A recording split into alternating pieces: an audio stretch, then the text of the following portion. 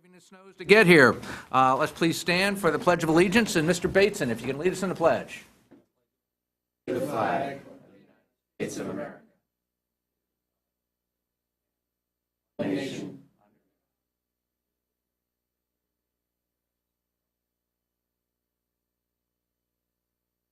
All right, first up, obviously, we had some snow last night. DPW, thank you for the job you did on clearing the roads. It's heard from all over town that the roads were very clear. A couple hiccups out there, but when we have 270 miles of roads and 380 cul-de-sacs and a few trees down, not too many, a few trees down and some folks out of power, I think you guys did an amazing job, and I think that want to officially thank you for that. Not to mention, on top of that, after starting work at, what, 3 in the morning? Okay, after working all night, we appreciate you showing up for our delayed budget session here today. This is a new format of a budget hearing. Board of Selectmen is doing it on our own now for the first time. The Board of Finance wanted to have their own sessions, so we have allowed for that. This is really more of a work session. We're going to go through a selected number of departments that have been chosen by this board to follow up and ask questions on. If we get through all those departments today, unless there's some specific follow-up, we should be done with our hearings today. We will have scheduled deliberations, a public session for us to talk through the budget and any adjustments that we're thinking about next week. And then next Wednesday night, 4 o'clock, I believe, please check the schedule to confirm. This board will vote on our budget recommendation that would then move on to the Board of Finance from here. We have we're going to have a couple of pauses during the session to allow Fair TV to do some technical work, so this is not one big long session. We've got the Board of Ed coming, I think, closer to 2 o'clock this afternoon, based on getting some of their people in from different towns around the state. We have some external resources. I believe Aon is coming in, and when they get here, we will be flexible and try and get them on at the next break possible at that point. With that, any questions from my... All right, we're going to try and be a little bit flexible in how we do this. This is kind of one long work session. So we, though we're starting late, instead of 8:30 this morning, we're starting at roughly 11 o'clock.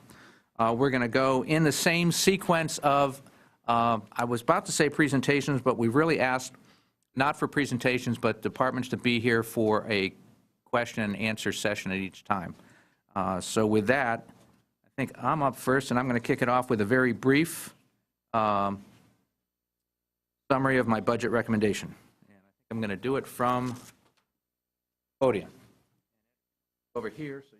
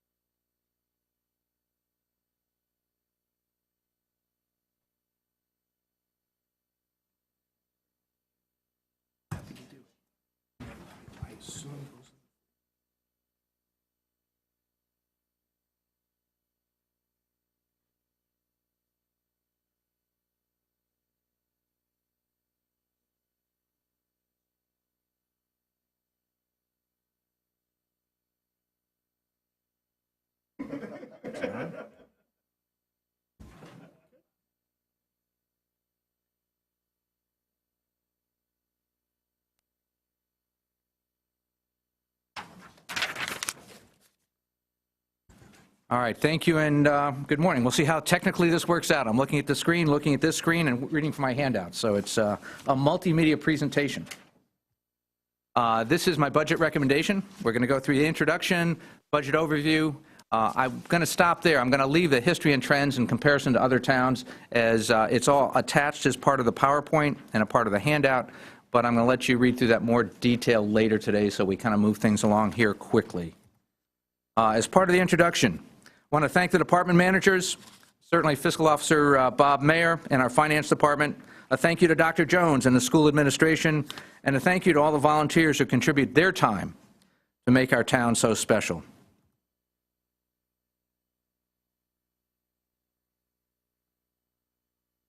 All right, as our budget objectives, as they are pretty much every year, we want to manage our expenses and still provide the high-quality services to our residents.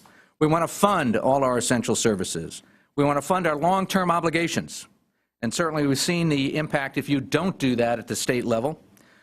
These include pension, OPEB or retiree medical, making a contribution to our surplus, and fund our senior tax relief, including some of the unfunded mandates in that regard that have been handed to our town recently.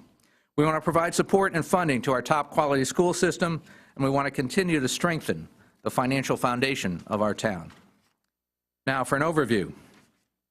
The town-side budget recommendation is $136.1 million. That's a 3.54% budget increase over the prior year, and this is a total dollar increase of $4.65 million. The primary drivers for this on the town side are the salaries and wages, and you'll see that we have all but one union with contracts signed on this. We've restored a significant amount of the paving that we've cut in the past year to allow for us to get through with those state cuts to our aid. The supplemental contribution to surplus, this number is what we bring up to balance our surplus and make sure that our surplus stays at the same percentage of our new budget each year.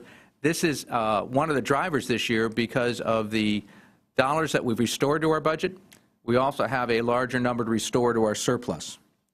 Our capital replacement plan, you'll see this primarily in the public works area with the trucks and vehicles that we had not funded the past year to get through that budget cuts from the state that we have added in this year, and debt service. On the positive side, we've got lower health insurance because we have good experience. Well, we're self-insured, and our good experience translates into lower insurance this year. Our pension, primarily because of good investments by our pension board and good returns, we've been able to lower our annual pension costs this year, or lower the increase in that. And our workers' comp, this was one of the fastest growing areas of expense when I took over as first selectman. We set up safety safely, and that's been a very positive over the years, and we'll see in terms of keeping our workers' comp experience down. When we move on to the Board of Ed, Board of Ed budget recommendation is $181.7 million. This represents a 4.59% increase in expenses. This does reduce the superintendent's request by $700,000. This represents a total dollar increase of just about $8 million. In addition to that, there are a number of costs on the town side budget that are really for education. I've listed them here, but there's another $24.4 million of educational costs that are on the town side. We report this number to the state every year, and the total this year comes to $206 million. This represents 65% of our overall budget, or another way to say that is 65 cents out of every tax dollar goes towards education. This continues to make a strong statement about Fairfield's commitment to education, and especially with the continued uncertainty in funding from the state. Revenue driver highlights. We have some ongoing negatives, and as much as these happened in the last year or so, I want to bring those up because this is money that's not coming back. Loss of tax revenue with the sale of GE property to Sacred Heart, and loss of municipal aid from the state. We're hoping that the state aid is flat this year. That's what's in the governor's budget so far, though this budget recommendation was put together prior to the governor issuing his budget. On the positive side, we have grand list growth, almost 1%. We're moving forward on this, and we're seeing some of our economic development efforts pay off. We've got higher than expected investment income, and that's a real positive for this year. We've seen an increase in pilot fees, and not that the pilot program itself from the state has been funded, but last year we had $1 million in the budget. It actually came through at $1.8 million, so we've kept that $1.8 million in this budget, and that was part of the governor's recommendation that stay flat this year. And then we have a tax sale planned. This is basically a means for us to collect some of the delinquent taxes out there, and a use of some of our reserves. So overall, That means we have a budget recommendation of $317.8 million.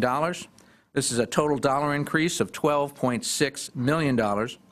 This would come with a recommended mill rate of 26.95 mills, and this represents a 2.24% increase. And again, I want to thank our department heads. Their management over the past few years has helped us achieve this. And if we go on and look at our recent, hitting a 2% tax increase in any one year is certainly possible. But I think what is special about what we've been able to do here, and where the department heads and our finance department deserve a tremendous amount of credit, is let's look at our 5-year averages. The town expense budget has been just over 1%. The Board of Ed expense budget, and we've been able to fund over 3% a year for that over the last 5-year average. That produces a combined budget increase of 2.2, and importantly, a mill rate increase of just about 2% on average for the past 5 years. This is the lowest 5-year average in the last 25 years, and this 5-year accomplishment is even more significant when you look at what we've been going through. Connecticut has not recovered from the worst recession since the Great Depression, and this has really limited our grand list growth. We've also lost several $1 million in state aid, including a reduction in educational cost sharing from what was running at $3.5 million a year down to just over $1 million a year. We've also lost almost $2 million a year in the property tax revenue with the purchase of the GE property. But the town has continued to invest, not only in our budgets, but in our major capital projects, including Riverfield, Ludlow High School, Holland Hill, Sherman, and a number of others.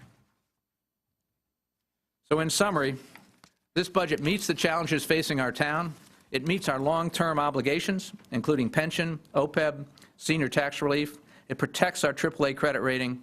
It continues to support high-quality education and our school system, and it recognizes the need to keep Fairfield affordable while maintaining valuable services for all. I want to thank you. There are a number of other charts and schedules attached to this presentation that you can look at your leisure, but I wanted to, in the interest of both time and moving things forward, wanted to make sure we got through those points and now get on with the rest of our budget. So that's it for our opening summary.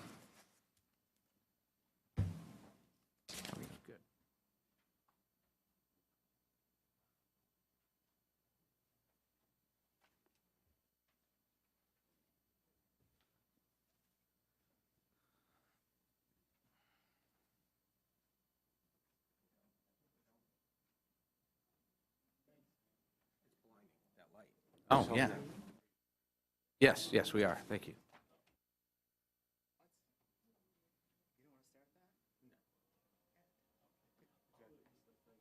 All right. Neil, thank you. Yeah, we can just put it on the floor or something and we can get it out of here later.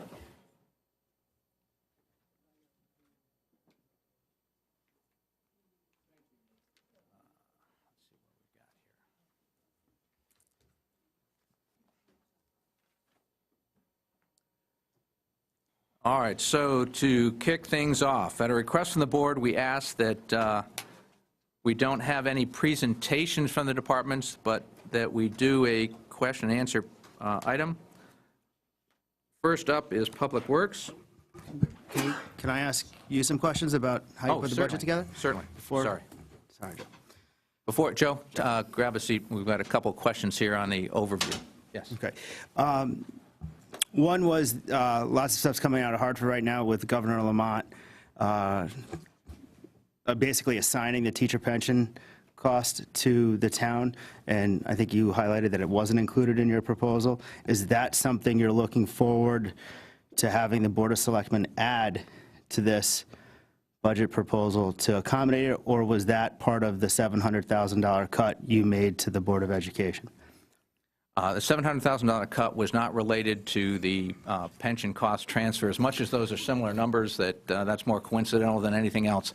I think what we learned last time was when the governor's proposal, and the governor this year had a very different style, which, Chris, I suspect you've seen in operating in Stratford, is that it's much more conversational, and he's actually come forward and said he's putting a lot of these ideas on the table for discussion purposes. I think he proposed 2 different approaches on tolls, if I read his budget proposal correctly.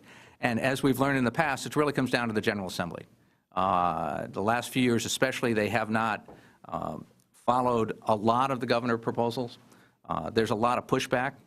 Certainly, I'm going to be leading the charge as best I can from the municipal leader standpoint with CCM and representing Fairfield and saying this pension cost transfer I don't believe is appropriate and certainly not the right thing to do. As much as we do need to address our pension problems, I think we need to address the pension problems and not just transfer the cost to the town. So because of the uncertainty in the governor's project as whether that's going to be fully added in, I think we're going to want to wait till at least next week to decide if we want to make an adjustment there. Certainly, it's within the authority of this board to make that adjustment, but I didn't include that based on both the lateness of the governor's proposal coming out and the fact that I believe there's going to be a lot of pushback in the General Assembly. Right.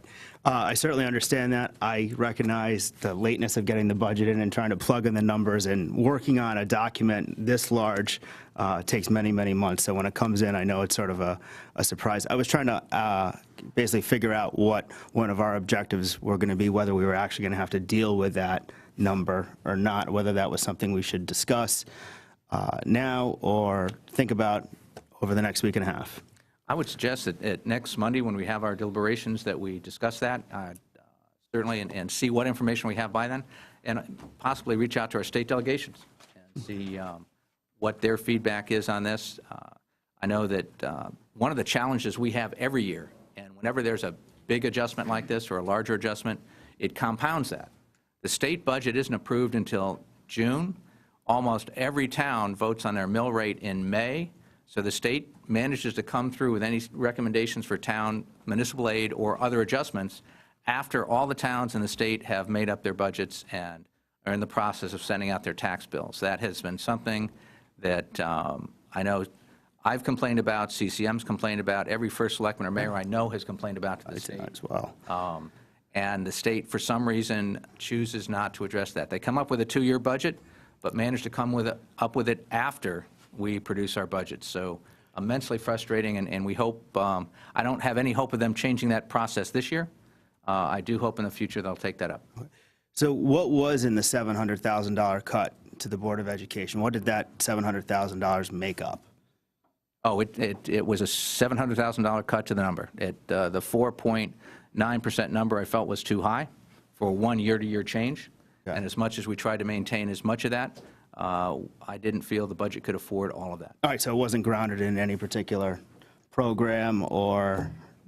we'll have a chance to discuss with the Board of Ed what they see the impact of that is, and also how they adjusted the current budget and what they're looking at going up with that. But yes, that's why we have the Board of Ed coming in later this afternoon. Looking forward to that. Yeah, right, I want to follow up on the mechanics of the $700,000 pension. I want to make sure that we have the runway established of how it's going to work. Let's say by next Wednesday we don't get any closure on this at our level. What is this actually? Is this going to be a reduction of, how would this be put into the budget? Would it be a reduction of revenue, or would we be actually adding an expense line? I want to make sure that the window is still open for the Board of Finance to take action if need be, because I know that the RTM is restricted in what they can and can't do.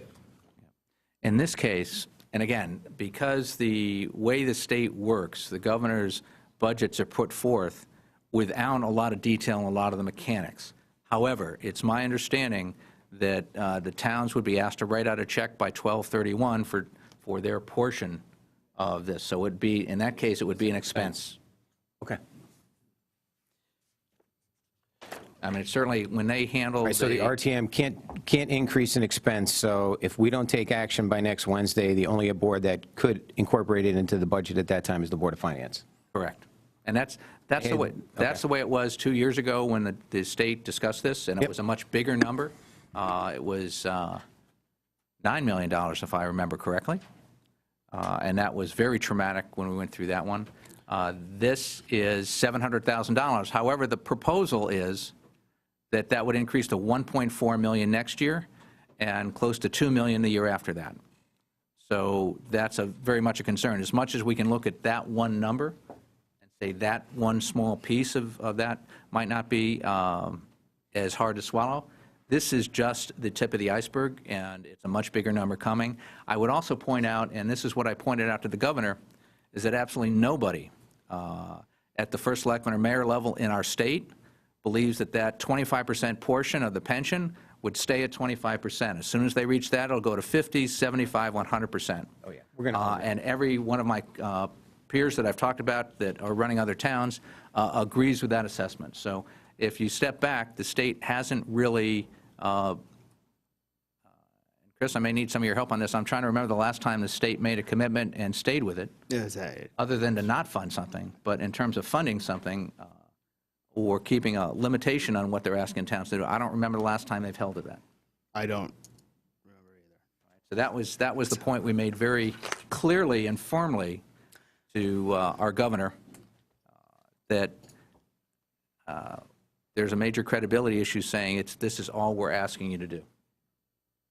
I think there's also, with the new governor starting a 4-year term, I think this is part of his 4-year plan, so I view that number as very a serious number, which is why I want to basically figure out whether there's room to absorb in this particular document a $700,000 increase if we find out that it sticks after this board's already acted, and perhaps even the Board of Finance has acted. Can we absorb a $700,000?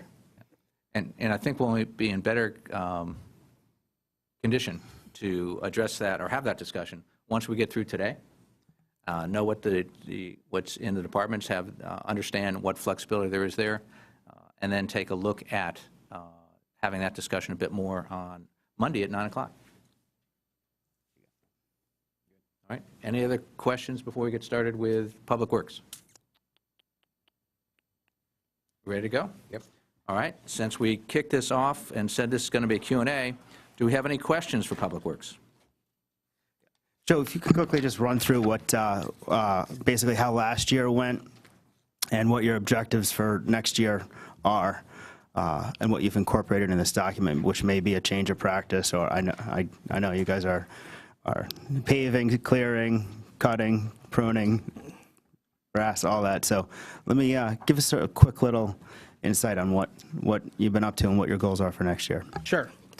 So Public Works Department, in addition to the trucks and the paving, which are the big items, Public Works Department of Fairfield handles all our roads. In addition to that, our town buildings, our grounds around our town buildings, our parks, our athletic fields, our beaches, our marinas. So this is a comprehensive budget which basically covers all the physical services for the town of Fairfield. Highlight some of the major expenses in capital outlay, which is basically the purchase of the large vehicles. This current year, it was budgeted for basically one truck and some small items, $239,000. Substantial request of increase for $1.32 million. With our large trucks, we have about 50 vehicles that are over the $100,000 mark, which we call capital vehicles. It was over 5 years ago now that we, going through the boards and the process, that we showed we were deficient in the trucks, and we had 7 trucks at one time. And our baseline of that was based on the life of the trucks and the number of trucks we have. To keep that fleet going, we need to buy 4, maybe 3 a year. The last several years, there was a transition between the capital to the operating budget, but unfortunately, in the last couple of years, as you see, but the expenditures, we haven't been purchasing 3 or 4. So the request this year is to try to be where we want to be as far as our large vehicle purchases. And similarly with the asphalt, our baseline numbers somewhere around $3.5 million. And due to the financial hardships of the last couple of years, you see it had dropped off in previous years. This year, $2.7 million. We've outlined a plan what we would do with that money to go forward. So I was looking at your payroll line. It seems to have gone up by a higher percentage than it had in years past. Are you adding, or is that just from contract negotiations and higher salaries? Well, that's the result of a outstanding contract that was settled. So I think where you see it was literally where it was flat, there was no increases due to no contract being signed. And then there was recently one signed probably within the last year. So the number that you see is bumped up is basically the 3-year increase coming to roost. But yeah, we are not increasing personnel at all. And even if you look at the 10-year trend, we've gone down in employees since. Was there a retro pay given to all the Public Works employees for the 3 years outstanding? Yes, there was, and that came out of a contingency that was budgeted somewhere else. And that's one of the reasons why the contingency seems down this year, because we're not banking for that next year? Yeah, the only contract that has Okay. this is the, if you remember the budgets last year, half the departments had like little footnotes. Right. They tried to explain how many years outstanding. Oh, turn this off. Yeah, but you can mute it. Yeah, I know. It was, I had it on, it got turned off. That's okay. Do I need to repeat myself? I heard you fine. I heard you fine. So this year, the only footnote department is ECC. ECC. It's like $28,000 or something. But everybody else's salaries and wages are based upon the current So contract. everybody got their retro last year? Everybody got the retros, everything's Okay. closed out. So And the retros come out of reserve accounts, so it doesn't impact the current year budget when we go through that. We reserve those each year if there's not a signed contract. So the 7% increase for the operations side, that's the new baseline? Correct, Yeah. based on the salary. And you can see from FY16 actual to FY20 is basically the same. So that's a result of, I think we're probably down about 3 employees since then. So with the increases, it equals out. Okay, and Joe, we've been investing a lot of money in energy savings throughout the course of the year. Is that realized in this budget? you put forward? Yes, so if you look at the electricity account, the electricity account is going down in a couple areas. So you'll see it's going down, and some of that is a reflection of some accounts were transferred. Do you have a page number? Sure, on page 205. Yeah, that's what I'm on. And if you look about halfway down the page, 54130. So you see the request for this year is lower than previous years. And last year was a couple things. So we are realizing some savings due to our conservation methods. But once again, there has been some accounts that have been transferred to make departments show the effect of that. And so the Fire Training Center carries their own electricity account. The waterfront account, specifically Penfield Pavilion and Jennings Beach, those carry their own, and golf carries their own. So we are seeing results of conservation, but the number has been skinnied up just because I think in last year's budget cycle, we felt it was appropriate to reflect those in those budgets themselves. I'll yield to my colleagues. I do have more questions, though. And I don't want to hog the mic. Correct. And it's part of the streetlight budget, which Public Works oversees. Due to the conversion that we're doing now, and I don't have a page number, but due to the UI is doing a conversion from the regular lamps to the LED street lamps. So we have probably about a 20% savings, about $150,000 at least for conservation due to the street lighting. Mr. Bateson, did you have any questions? Yeah, Joe, thanks. I remember several years ago when we were on the RTM and we bonded some heavy equipment purchases, 10-wheelers and stuff like that. I remember at that time we had a capital plan of what, you saw in the next 10 years of heavy equipment Yep. coming in and out. This investment or catch-up with the heavy equipment, does that put us close to where that document was? Are we caught up, or are we still significantly behind? And I'd say we're behind. I wouldn't say significantly behind. But as a result of the last 2 years specifically being somewhat lean, we're somewhat behind, but I wouldn't say we're dramatically behind. Okay, and I think I requested it. Have you had a chance to update that capital plan? Mr. Bartlett and the chief mechanic have been working on something over the last couple days.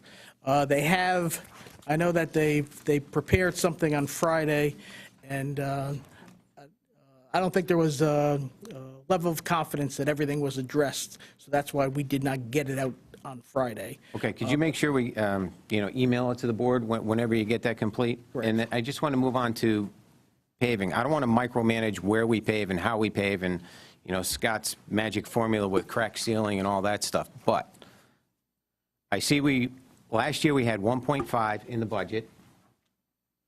I know that the Board of Finance took action with the surplus this year, where they added some money. I just want to make sure. Let me give you the updated numbers, if I can, that are different than we went through with finance and with Scott Bartlett. And Joe, I think we caught up with Scott without you in the room, so I apologize for that. But if we had fiscal 18, the year that ended in June, we did just over $2.1 million in paving, not the 1.4 that's listed here. So 2.1 actual? Yes. As opposed to 1.4 budgeted? Correct. Even though that says actual, there's a couple of adjustments there. One is that we, finance can step us through this, we held over some money. There's also, the numbers here are net of any credits we get from Southern Connecticut Gas. So this number doesn't show the total paving number because it's reduced by the money we get back from Southern Connecticut Gas. Okay, so I want to follow up on that. When the gas line, the gas main work on the roads, the mechanics of that are that Southern Connecticut Gas actually cuts a check to the town of Fairfield. Let me turn that over to Joe for that specifics. So all the utilities are required to repair their own road restoration. At times, we don't want a third of our road patched. A third of our road doesn't do us any good. We want a whole road. So on many projects, in lieu of telling the gas company or the water company to pave their trench, in lieu of that, we accept money to combine it with a town money to be able to do a comprehensive project. Okay, but that's a real dollar investment in the road that I'm not seeing in the budget, right? So theoretically, Southern Connecticut Gas could have given us a check for $500,000, so that 2.1 could actually be 2.6 we invested in the roads. It's just not being shown because the bill was paid by Southern Connecticut. And let me say, it wasn't quite that much, so it wasn't that big a I know, number. I'm just throwing but that's numbers for exact. That's why the hypotheticals. 1.47 number, both between just over 500,000 of additional paving that was done that year, and then $120,000 in a revenue from Southern Connecticut Gas. That's where we get to 2.1 that year.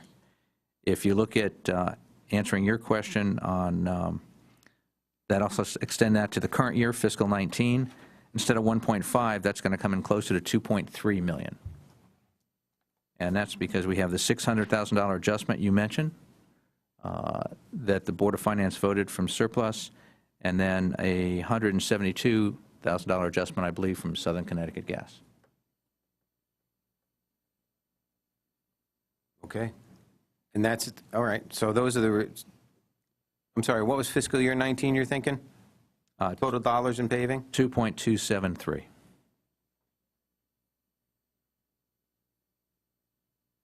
And we're proposing for 20 in total, 2.7. 2.7. Now, And that would be modified by any additional money we get for paving from Southern Connecticut Gas. so in other words, I could crack 3 million if there's money coming in from Southern Connecticut Gas. Technically correct, but probability-wise, I'm going to turn to Joe do you have a feel for that, Joe? They're doing quite a bit of gas main extension and replacement, but I would say it would be unequal to the previous 2 years. I wouldn't say that they'd increased it. So the amount of money, so if 172 last year, maybe on the order of the same amount. Yeah, okay, just to clarify though, in your 2.7 number for FY20, nothing's in there for Southern Connecticut Gas work. Correct. That's 2.7, if nothing else happened, no Southern Connecticut Gas money, nothing else, we have planned to do $2.7 million worth of paving. Okay. I'm good on paving. Okay, Chris, back to you. Real quick, well, maybe it won't be. Can you go over the tipping fees right now? And I know that there was a change in price coming from the consortium, I think. They increased some fees. You want to quickly go over that and what we should expect? I'd probably want Ed Bowman to comment on that. He's more fluid on that than I am. So if Okay. we could, I could sum him in about 2 minutes, so. Okay. Okay, why don't you summon him, and Sure. then potentially we'll go on to some other questions while Sure. he gets here? Sure. Yeah, I guess Scott, I could go to Scott for some labor. Nothing big. I'm just seeing, head count I'm seeing is stable. I'm just seeing a little shuffle at the top. Maintenance, repair from, it looks like we're decreasing one guy and then adding a guy to a laborer. I would say the numbers reflect that we've lost some senior staffing in those higher positions, so we have some lower laborers coming in. That would be an overall summary, in my opinion. Okay, so you're talking attrition at the top? Yes, and eventually I would say those numbers could change the other way, like they're coming in as entry-level laborers, but eventually we would move people up in maintenance repairman ranks or automotive equipment operator ranks. Okay, I'm not seeing any reduction up top, though. I'm not sure you wouldn't see some reduction. I don't have the budget book, unfortunately, in front of me. Yeah, I'm just going, just plain old total full-time, 72, 72, and the only change I'm seeing is a shuffle between labor and maintenance repair. Why are we going, what's maintenance repair? Is that the guys that work in the garage down there? No, those are all mechanics in the garage. Those are mechanics? Yeah, maintenance repair serve two divisions. One is the building maintenance division, so they're literally in doing all the keys on doors, windows, roofing, carpentry, electrical, plumbing, HVAC. Those are maintenance repair on that level. Then we have maintenance repair on the street level, where they're doing curbing, building catch basins, repairing pipes, doing the infrastructure. And then there's actually a third class, which is AEOs, automotive equipment operators. Those are your truck drivers and equipment operators that run payloaders, street sweepers, backhoes. Okay, all right, so it's just a departmental need. You think you need another guy as labor as opposed to maintenance repair? I wouldn't say I need. I think it's just the influx of the new people enter in as laborers, and then we, based on their skill set, will slot them towards maintenance repair or AEOs based on what their skills are and what our needs are. Gotcha, I'm good. I see Ed's in the room now. You want to, okay, to go back to We can go Mr. back. Basin, or do you want Ed. to add something in between? Oh, I'm good. Let's go. No, I'm all set. Okay. All right. Mr. Bateson, Yeah. I think you had a question for Mr. Bowman. No, I did. Oh, sorry, Mr. Timmy. Yeah, that's why I was confused on it. All right. My apologies. Thank you, Ed, for coming. I just wanted to quickly walk through the tipping fee schedule and what's going on with the consortium and what we have. I think there was new fees proposed, which we have to incorporate for recycling. The solid waste fee is set, it's 3/4 of the CPI on an annual basis for 20 years. So we haven't got the final figure yet, but the CPI is under 3%. So the tip fee will probably go up around 2% for garbage. Recycling is where the real problem is. And everybody knows by now there's an international crisis in recycling, thanks to China, and that's not going away. China was taking all our waste, all our recyclables, but now they're recycling themselves, and they don't want ours. So looking for markets is tougher. So what's happened for the last 5 years, we were getting $20 a ton. We were getting $20 a ton. This year, we're now paying $60 a ton. Starting July 1, it'll be at least $75 a ton. What do we pay to dump garbage? What's it? Garbage, we're paying about, including transfer and haul, about $90 a ton. For recycling, because we're also going to have to pay to get it from our transfer station to Shelton, the Solid Waste Commission last year voted that we will subsidize the haulers. They won't have to drive themselves. That's $30 a ton. So we'll be paying $105 a ton to recycle versus $90 a ton to burn. So it's more expensive to Will recycle be than it July is 1, to yes. just put our garbage in. That's correct. And the part, we're looking for solutions to that. We've asked Deep in the state, and Mike's talked to the conference of mayors, and the big thing is glass. There is no market for glass whatsoever. It's cheaper to make new glass than try and get rid of the old glass because it's contaminated, it's not color separated. Labels get on the glass, they can't wash off, all kinds of things happen. Now, you can ask DEP for permission on a test basis not to recycle glass through the MRF in Shelton, but we would still have to collect it ourselves at the transfer station and find a way to get rid of it ourselves, which right now there's only one glass recycling place in Connecticut, and it's filled to capacity. The closest place to take it to would be Pittsburgh, so we wouldn't save any money. You might as well do what we're doing. The recycling contract now is based on it's a set of figures that the industry uses, and it shows you how much they're getting or paying for each. And they add that all up, and every 3 months that'll change based on that impartial code. So at least we're not hostage to the company, we're hostage to the market, basically. So it'd be cheaper to go to single stream than it would be to recycle. This is single stream. Well, We're now single stream. The problem, people have suggested going back to dual stream. But what's happened is so many companies have spent millions of dollars buying equipment for single stream. Companies have bought millions of dollars to buy the big recycling containers. Places like Bridgeport, Stratford, and Milford, which have city pickup, but wouldn't be able to use any of that equipment. They have to go back to old equipment, hire more people, because now you need more than one person per truck if we try and do something different. What happens is, and I think the market is starting to respond to this problem, there's a glass recycling plant being proposed in Monroe. All right, he's working to mix glass in with concrete block for building.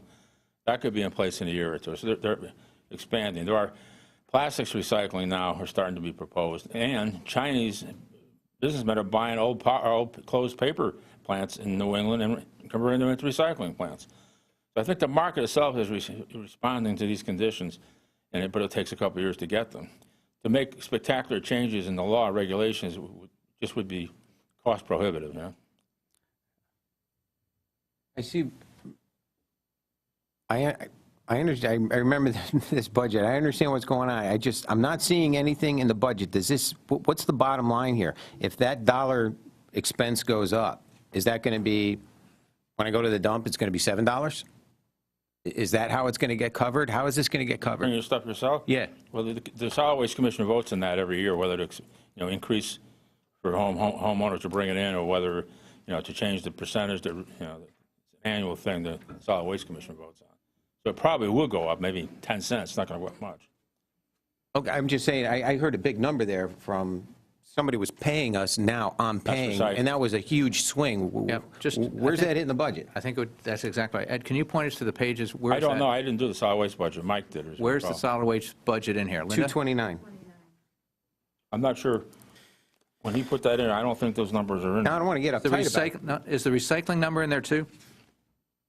I don't know. I don't think it is, because when this was put together in December, we did not have those numbers. No, but there is a number in there for recycling, Ed. Yeah, but it's included within the fees and professional service, that $2.9 million. But I don't know what percentages. But recycling, we got basically $50,000 in cash last year for recycling, all right? Now, if it's going to cost us $100 a ton next year, that's $500,000. And we have to pay for recycling. I think like maybe half of that's in it. Yeah, but we had a much smaller number in here for recycling. That's what I mean. We thought it was $25. That's what, No. We had like $75,000 in here as a number. Where was that? I don't know. I didn't do this budget. Okay, Joe, how do we get somebody in here who did the budget? Mike.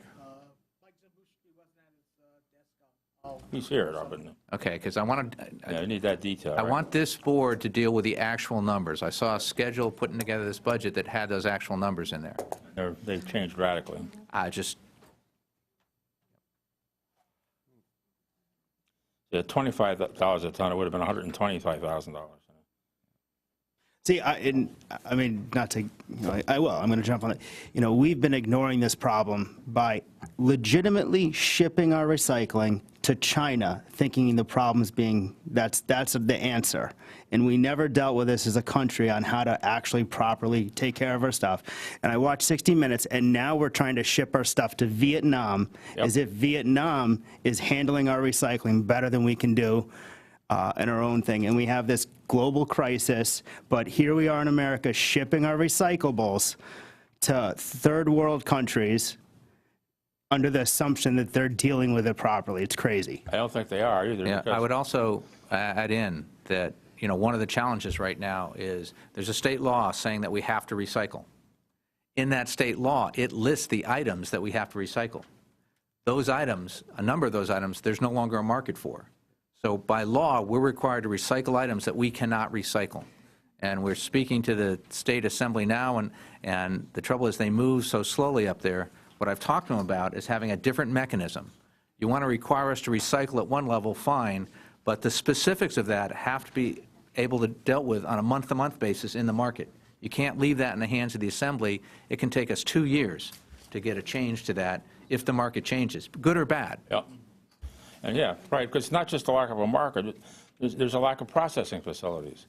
We could recycle food waste, but no one's recycling it. Yeah, there's There has to be, if something was built in Bridgeport, we could do it. There's one in Danbury. Anaerobic digester. But until something's built to accept the waste, you shouldn't be mandated to recycle it. And the state is mandating recycling household food waste when there's no place to take it.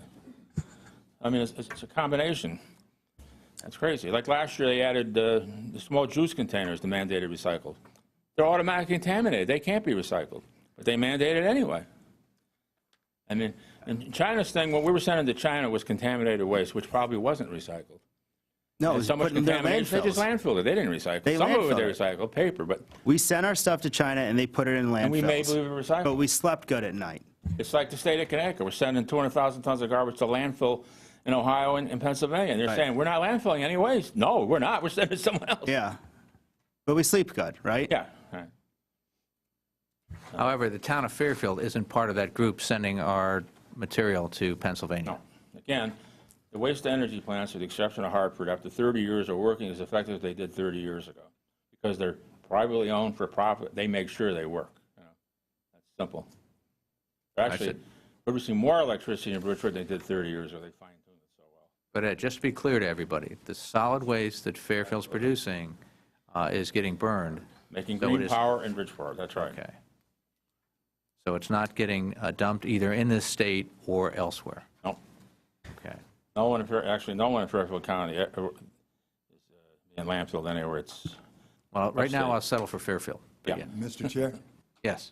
Yeah, just in the budget, and I didn't follow all those numbers, but the budget has recycling hauling fee, excuse me, 4,880 tons at $30 a ton.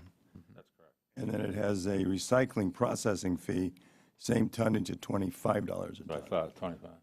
So if the number is. Where is that, So it's where is 1%. that in the So- budget so and where's that, basically, what's that total? The shortfall is $50 a ton times 4,880 tons. Yep. But where is that in, Bob, is that in that 2,000,009 summary total? Well, no, the 25 and the 30 are, which what you're Yeah, saying is yeah. it's going to be 75. Right. So All right, the here's, shortfall is 50. let's, I want all that on one piece of paper, please. I want to know, I want this board to have a clear, simple summary of exactly what's in the budget, where we stand, and what that means looking forward. So that, That's a difference of $250,000. okay, let's have that in, yep, not plus or minus, let's have that in writing for next Monday, if that's okay with this board, so that we know exactly what that number is. And then we can have a realistic discussion and do that. And that's just an estimate, by the way. Yep. As many of the numbers in our budget are, Mr. Bowman. Any other questions for Public I Works? could talk about recycling for an hour. if you I did, well, the asphalt recycling pile, is that you, Mr. Bowman, or is that Joe? Joe. Joe. I just want an update on how that's been going since we took over and how much we're getting on a yearly basis and what we're doing with it. I was just thinking, just a throw in, glass recycling, which can go in concrete roads and everything. DOT won't allow it to be used in Connecticut on town roads or state roads. So the product can be made. It's being made all over the country. You can't use it in Connecticut. So you demand recycle, then you say we can't use it for recycle. I've been talking about this for years. It's totally fine for us to recycle as long as we're shipping it off to some other place, which is making our problem disappear. That's right. As long as we make it disappear, it's good. Yeah. Nobody's concerned about China's regulation on how they're burying it. We're just happy to get it out off our soil and not deal with the problem. Should I go get Joe back? Because you don't need. Yeah, please, we need, let's get Joe back here with or without Mike Z.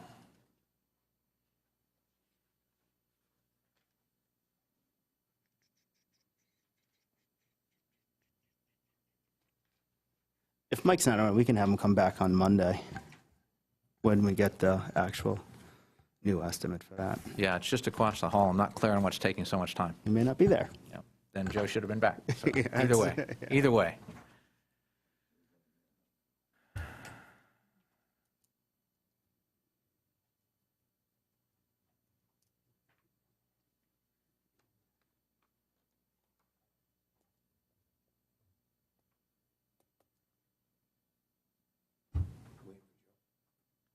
Yeah, just to get our follow-up questions done, so we can move on with Public Works.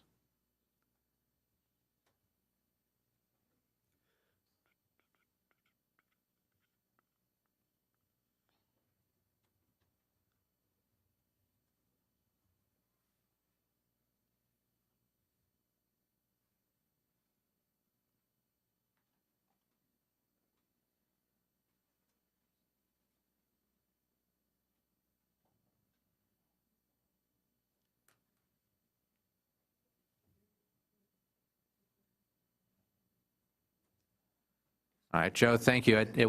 Joe, you're at the mic. It was requested that we get Mike Zimbruski back here for Monday, Okay. so we can have our follow-up discussion with him then. I think he could be back in about 5 minutes. Well, let's move on for now. Joe, the asphalt recycling plant, can you give me an update on that asphalt recycling pile? What we're doing with it? Is there any more cost? How much are we actually collecting? So the amount that's on the site now, there's probably about 60,000 cubic yards, which we will be using for beneficial reuse in future projects. We have some of that identified now. Material that's coming in now, so we're not using that for our spoils now. So when we're bringing material in now, whether it's dirt or asphalt or concrete, we put it in another part of the yard. Excuse me. So we try to keep it separated so we don't make one big pile out of it in different bins. So we screen it and reuse it where it's applicable. The worst of the stuff like street sweepings and catch basin cleanings, we do ship out to outfit out of town. So that's how we've been handling it since December of 2016 when the gates closed at the site over there. What's the cost to ship it out? The cost is per ton. That one. We haven't had to expend any money to date on shipping out street sweepings or catch basin cleanings because we were able to recycle those when we created the berm. We basically we stretched our topsoil, mixed those in, it passed the DEP and environmental testing, so we recapped it. But the risk could be that it's $60 a ton moving forward to dispose of that. And how many tons do we create a year? Get back to you with a real number. right. I have annual averages and So if would you be able to absorb that average in your budget without an increase on that? I don't think so, but I think we can also recycle some of it. As Joe said, when we have good material, we can use some of the street sweepings. The problem with the state of Connecticut is street sweepings have a high concentration of asphalt, so they don't allow you to reuse it.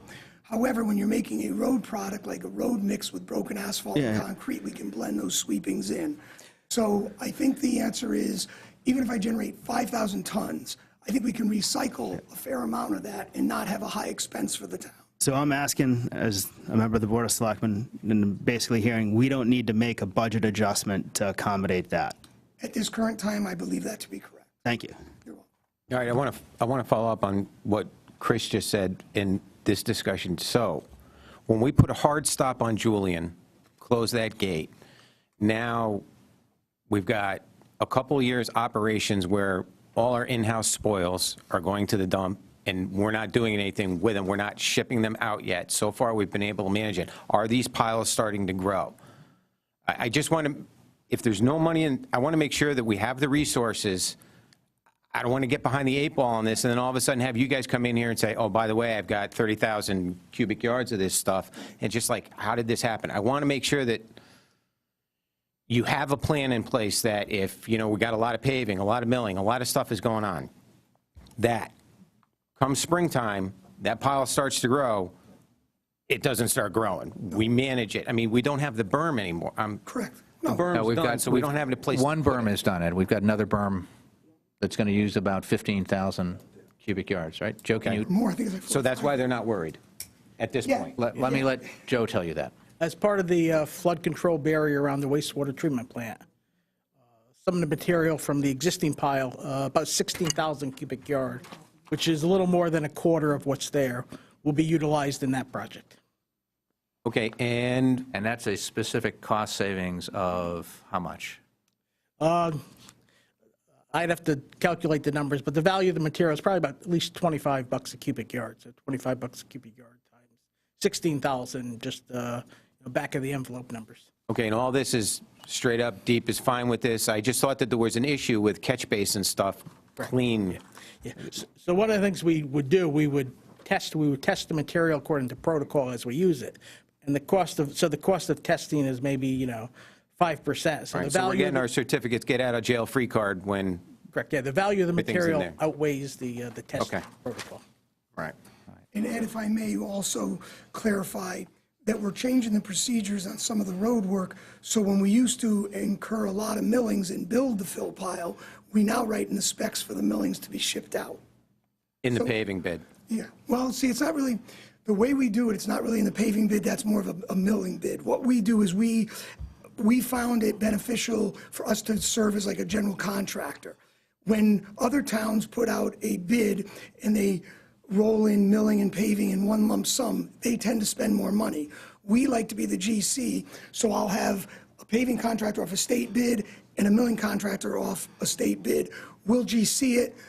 Both those prices are lower, and we can get the material shipped out. So we're still saving money, not generating the spoils, and managing it ourselves. Okay, so for the near future in this 2020 budget, we don't have to really worry about that stuff because we have the second project, berm, coming up. Okay, But there may be a point down the road, but I would. That's what I'm hearing. I'm confident that we're covered for this budget, yes. okay, I'm good. For the most part, what we're saying is we're taking the existing pile, using that to mix with NS material coming in, and then using that where we can on appropriate projects. So the two variables are, do we have appropriate projects? And do we have enough of a non-contaminated soil, if you will, or non-asphalt contaminated soil in the pile that we can mix and get that percentage down so it qualifies to be used as that base? Is that correct? Yeah, we don't, first of all, let's not use the word contaminated. It's suitable for reuse. Yep. The DEP regulations are clear as far as suitable for reuse. None of it's contaminated, but due to a high concentration of asphalt, it's not suitable unless it's certain things like under a roadway. Years ago, you could build a soccer field and put it under a soccer field. Today, it's a 4-foot cover. We have no 4-foot soccer fields, therefore I couldn't use it in that application. But the short answer to your question is, we're aware of the guidelines, we're testing the material and blending it as we recycle, so there's no current cost to be reflected in this budget, but there could be in the future. And we'll monitor that, so we'll include that at the appropriate times. You got it. Great, thank you, guys. Any further questions from DPW? I have none. Thank you. Guys, thank you very much. All right, next up is the Fire Regional School.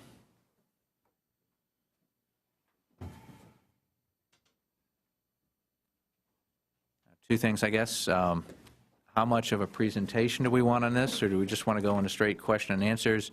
And Chief, would you know what page this is in the budget book? No, because I brought my excerpt. Didn't bring the whole book. Self-supporting funds. There's a tab. There's a tab for self-supporting funds. And it's the first up to, yes, right there.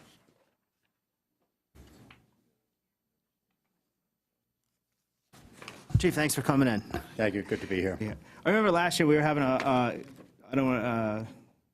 dialogue where there was several questions on where we were standing with the state and what the state was asking us to basically absorb moving forward, and how, how we were going to be more responsible for the regional fire school, and it being housed in Fairfield, it was going to fall on us. I wanted an update on basically the conversations we've had in the surrounding towns which use it with the state, and what the regional fire school looks like moving forward, and what level of involvement the state is giving us, either from support or / equipment, whatever it may be. And also with me is Assistant Chief Scott Bisson, who runs the school, and Deputy Chief Dunn, who worked with Scott to prepare the budget. Where we are with our funding stream, through significant advocacy from the Selectmen, our state delegation, the fire service community, the funding for the regional schools was restored to the 2012 level, and that applies to all 9 schools across the state. So we receive, and this was not part of our proposed budget for this fiscal year because they had not come to conclusion on it. So when we put this budget together last year, we could not rely on state funding. After the budget was put to bed, they confirmed the appropriation for the 9 regional schools. Our share of that is $70,000. It is in the biennium budget going forward at $70,000 for next year and the year after. All indications are that the funding is very well supported in the state legislature, so we do not expect that number will go down. However, we will watch and advocate for funding through all the mechanisms that we have. The other 2 components that drive the revenue side of the budget is the fees for services or training offered. That's $78,000, which is the same as what was proposed for this year, and $25,000 from the town of Fairfield to support the Fairfield Fire Department's training at the facility. So those 2 numbers, or those 3 numbers, total up to $173,000, which is the budget for the regional fire school. So that number are we paying ourselves? We are.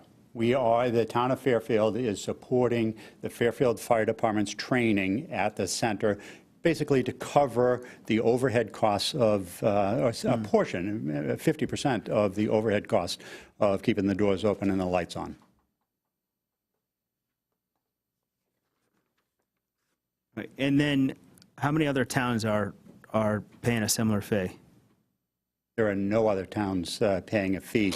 Other departments, you see $78,000. Those are fees that are collected for use of the facility as well as training programs, and those are based on usage. So $140,000 of the $173,000 budget comes from outside the town of Fairfield. $25,000 is the Fairfield share of the facility, and it's targeted for our use of that facility, and as well as other departments. Chief Bisson has done a great job extending the availability of the facility to other municipal departments in the town. Mr. Bateson? Thanks, Chief. Okay. We're maybe a year or 2 into this. I'm just trying to get my arms around how we're handling this. When, let's say, fire departments from outside of Fairfield come in to train down there, do they pay us? Yes, they do. Okay, so let's say they're training for some drill that they need to learn. There's a cost associated with that. The town of Fairfield sends a bill to that department, and now that they give us money? So each individual, so if a town uses the facility, if a neighboring community, they'll pay a fee to use the facility for the night or the weekend. If a firefighter registers to attend a class that we put on at the regional school, he pays tuition for that. None of the offerings to entities outside the town of Fairfield none of those offerings are run at break even or a loss. Every one of them makes money in order to offset the operation of the facility. We had proposed a budget where the town of Fairfield would spend $58,000 to pay for the Fairfield Fire Department's use of the facility. And that number was brought down to $25,000 because the state grant was picking up the rest of it. So we are paying less than what we expected to pay for Fairfield Fire Department's use of the facility by almost half. Okay, so our total exposure on that is if that grant disappeared, we'd be at $58,000 to run it annually. That's correct. And the Board of Finance, when they approved the budget last year, they approved it at $25,000 with the expectation that if the state grant did not come through, that we would have gone back and asked for a restoration of the remaining $28,000. Fortunately, we did not have to do that. Without these grants, is this the only place for firemen to get trained? Let's say the state grants disappeared, which it looks like they're not, but if they did, there's still an obligation for us to train the firemen, and this is where they're going to be trained. So would that bill fall on the town of Fairfield at that point? We've been very clear that the town of Fairfield is not running a regional fire school. And that has been made very clear and worked out when this self-sustaining budget was created by the direction of the first selectman. We made a commitment that we would offer those programs that at least bring in some income to offset the cost of the program itself. If the state grant disappears and goes back to zero, which it did for 1 year, we would change our offerings. We would change our business plan to ensure that the town of Fairfield is not subsidizing training for out of town. We would still have to, the town of Fairfield would still have to pay somewhere close to $60,000 for the overhead cost of operating the facility without any training going on at all. You know, the cost of operating the facility is close to $60,000 a year. Okay, I'm good with that. Scott, thanks for everything you do down there. You're down there a lot. Theoretically, part of your expertise in what we pay you is being dedicated towards this. Is that something we can pick up in a grant? It's, you know how Joe Michelangelo with WPCA, I think a portion of his salary goes to WPCA because he diverts his attention there. I'm just looking for, if this is turned into, it's ours to a degree. And I just want to make sure accounting-wise, if we have town resources there, we should put that into the bill to the state and say, hey, wait a second, we have an assistant chief down there. He's there about 20, 25 hours a week. You guys need to start picking up that tab. Is that something that we've explored, or is there some sort of cost-sharing agreement we're talking about? So we have, through the Education Committee of the Connecticut State Firemen's Association and OPM and the state legislature, identified the additional costs above what we're granted currently at $70,000. Looking for relief of some of those additional costs. The state budget being where it is, we don't expect that any changes will be made, and we're not pushing very hard in this biennium budget because we don't think that there's any chance of success for that. But going forward, there has been significant discussion about the cost of operating a brand new facility. So we're getting funded based on 2012 budget for the regional fire school, and you remember what that was back in 2012. It probably cost us less than $10,000 a year to operate the facility. Now we're 6 times that number. Burrville, which is part of Torrington, this new school that's being built in Willimantic, all will have or will experience higher operating costs because it's a brand new facility. And we will, at any time that we can, and probably in the next cycle, advocate for additional funding from the state to realize or to deal with those increased costs. Is this, how many assistant chiefs do we have in the We have department? 6. 6. Is this, putting Scott down there, is this a hardship on you for your other 5 assistant chiefs? So there are 4 chiefs that are shift commanders that work shift. One is the fire marshal, and one is the training director. Training director is an assistant chief, always has been? Always has been, yep. So even before It was the a new captain, facility? and then they retitled them. Chief, maybe the simpler way to answer that is with the advent of the new regional fire training facility, it did not change our staffing. It did not. Right. The facility, the state invested $10 million in this facility and then proceeded to cut our operating subsidy. And we've been fighting for that to get back, but it didn't change our personnel costs. Okay. I'm good on that for now. I'm good with the fire school, but when I was reviewing over the weekend, on page 172, it lists your staff. I didn't see fire marshals. What are they classified as? Assistant chief. Assistant chiefs.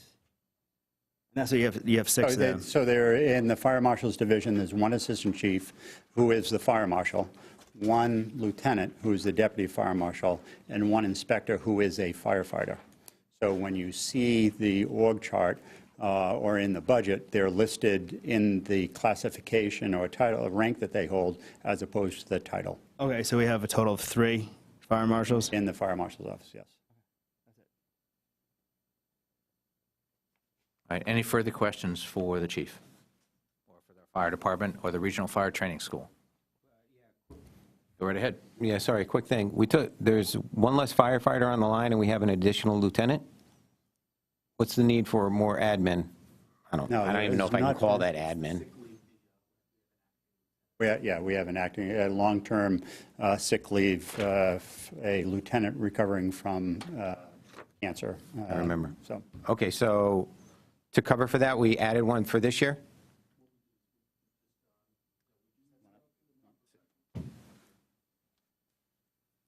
So what we've done, we just have a firefighter acting as a lieutenant. So he's getting paid, but he doesn't have the title, promotion. Promotion-wise, yes, yes, acting lieutenant. So, and then what we're doing is we're covering that firefighter spot by overtime. Gotcha, We okay, have not added. okay, all right. Thank you, and we wish that lieutenant well. Thank you. Any other questions for the chief or anything about the fire department? If I can just reiterate what Mr. Bateson said about Assistant Chief Bisson. Really does an extraordinary work down at the fire school. We have created a new business plan at the encouragement and instruction from the Selectmen, but we have developed a great model that is being used by other regional schools around the state to replicate that business plan. And the fact that we are as busy as we are down there and gaining some income from folks that are using it, all that credit goes to Chief Bisson. So thank you very much. Yeah, I'd also take time to point out that you and your team and with Assistant Chief Bisson have worked with the neighbors down there to minimize the impact on the neighborhood, and I want to thank you for that in terms of your scheduling and just your approaches to the training classes. Thank you. All right, if that's it, then next up is police.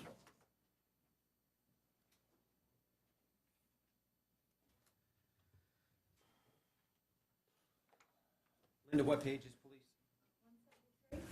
Thank you.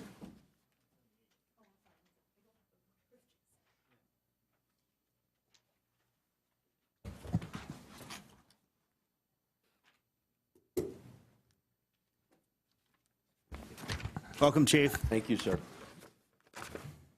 You've been to many other budget presentations in years past, but this is your first budget. You just walk us through a couple of highlights? Sure. Or, The preparation of this budget, beginning in December, actually was a 0.17% increase. The higher number that you see right now in the 3% range is due to a contract settlement that just took place. one of the only variables that we have in this budget is in capital. And I should point out that the Ford police car that we traditionally utilize is going through a major renovation. The new 2020 will be a hybrid model, and a lot of our equipment probably will not fit in the new vehicle.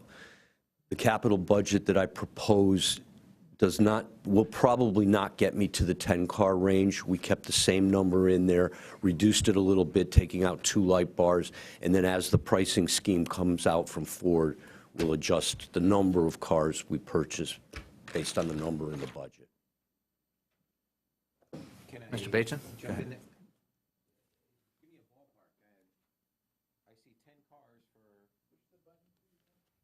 Yeah, sorry about that, Chair. I see 10 cars for $39,000, let's say $40,000 each. How many could we lose? I think no more than one. I anticipate maybe a 3% increase in the cost of the car. Now, what is this? Is this because the computer terminal is not going to fit, or this isn't going to fit, or the light? Mostly the cages and the center consoles. Those are the 2 items. We know the cage is not going to fit in this new so you're saying they're going to model. have to redesign the back, and that's where you're going to, okay, that was $1,000, now it's going to be $1,500. Correct. Okay. What have we been buying in the past? Let's say the past, I remember a couple of years, were we at 12? Were we at 8? Where were we? If you go back maybe 8, 9 years ago, we were a 12-car scheme. More recently, a 10-car scheme. With 1 year, we dropped down to 8 in hopes of receiving 2 Teslas, which haven't come to fruition yet. Okay, now going from 12 to 10, 10 is working? 10's working good. Yeah. Okay. Any other questions for police? To say, if the Green New Deal passes, you'll have to have a full fleet of Teslas. This is true. Oh, yeah, I have an issue on staffing. You want me to bring it? Go right ahead. Okay, well, sorry. Okay, police officer. What's our recommended level? Where should we be at? Sworn officers. On a per capita basis, the last time I looked at it, I think we were 1.08% per capita. If I remember correctly, a little bit lower than the state average, but the number is working for us. How many sworn officers do we have now? 108. 108. Are they all on duty, or are they outsourced anywhere else this year? To crime task force? We are not in any task force at this time, but we are exploring the possibility of a task force. Okay, so all 108 are in service to the town of Fairfield? Correct. Okay, I see we added an officer. We went from 66 to 67, and from a detective, we went from 16 to 15. So I have 1 additional patrolman, 1 less detective. Right. We ended a 7-year program where we off-sourced to Homeland Security called a CTIC position. So last fiscal year, that detective came back, but he was a patrol officer, so he reverted to patrol. So this was kind of like what Fire just said. It was actually, on our books, it was a sworn patrolman, but he was getting paid as a detective, but he's not a detective. But he's not a detective. Okay, so so for budget purposes, we kept him in there as a detective because that's what he was getting paid. That's what he was getting paid. Yeah. Okay. Now, how are we doing? I noticed there was an article at the end of the year talking about crime stats, and crime stats went up for certain. I don't know. I'm going to say larceny was the big one. Yep. I can't remember. Are you happy with this staffing that the Detective Bureau is staffed? It just caught my eye that I remember a couple of years ago, Gary was, or maybe it was Peck, where they were talking about we need more, we need more. If I start to see a trend going upwards, when do we start to battle that? Probably soon, and it's more the technology nature of a Detective Bureau position. They are working with a lot more technology these days, taking a lot more time. I should note that the budget doesn't reflect the fact that I have assigned 1 officer to the Detective Bureau, but at an officer's pay, and that was a reasonable accommodation for a ADA issue. So currently, they are at 16, not 15, but budgeted for 15. So yes, in Gary's philosophy and mine moving forward, I think in the years to come, we may have to look at increasing the number of detectives just based on the amount of work that they're seeing. In your business, I don't want to micromanage your business, but from what you're saying, when it comes to technology and so forth like that, is police work starting to get outsourced at that level? For computer, is there something there, or it's just not even been considered?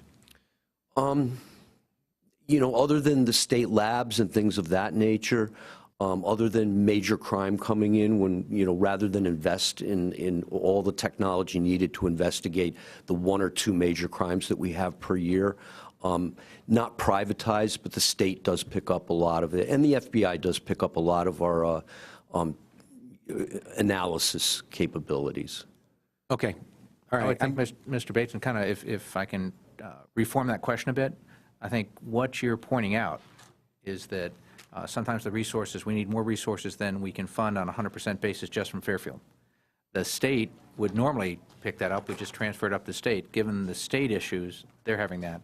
But I think that's part of the drive to look at, do we regionalize or share services with some of our police department functions with other towns, so that everybody's picking up a percent of that as opposed to 100%. So I think that's one of the opportunities as we going forward to help us both improve service levels, but also manage our costs, so we provide greater capability for our departments.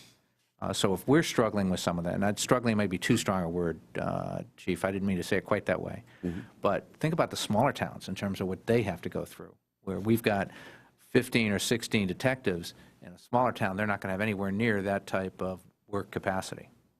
Correct. Case in point, 2 weekends ago, Easton suffered a fatal accident, and we gave them our crash team for the weekend to help them through that. And they'll reciprocate to us at some point in time. Okay. I'm good on the staffing levels. All right. Any other questions for police? All right. Seeing none, Chief, thank you very much. Thank you. And Deputy Chief Smith, thank you, too. Thank you. All right. Next up on our list is the Recreation Department.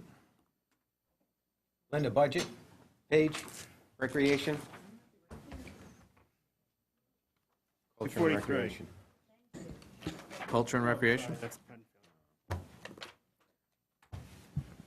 Andy, how are you? I'm doing well. Good Thanks for afternoon. coming. Thanks for having me.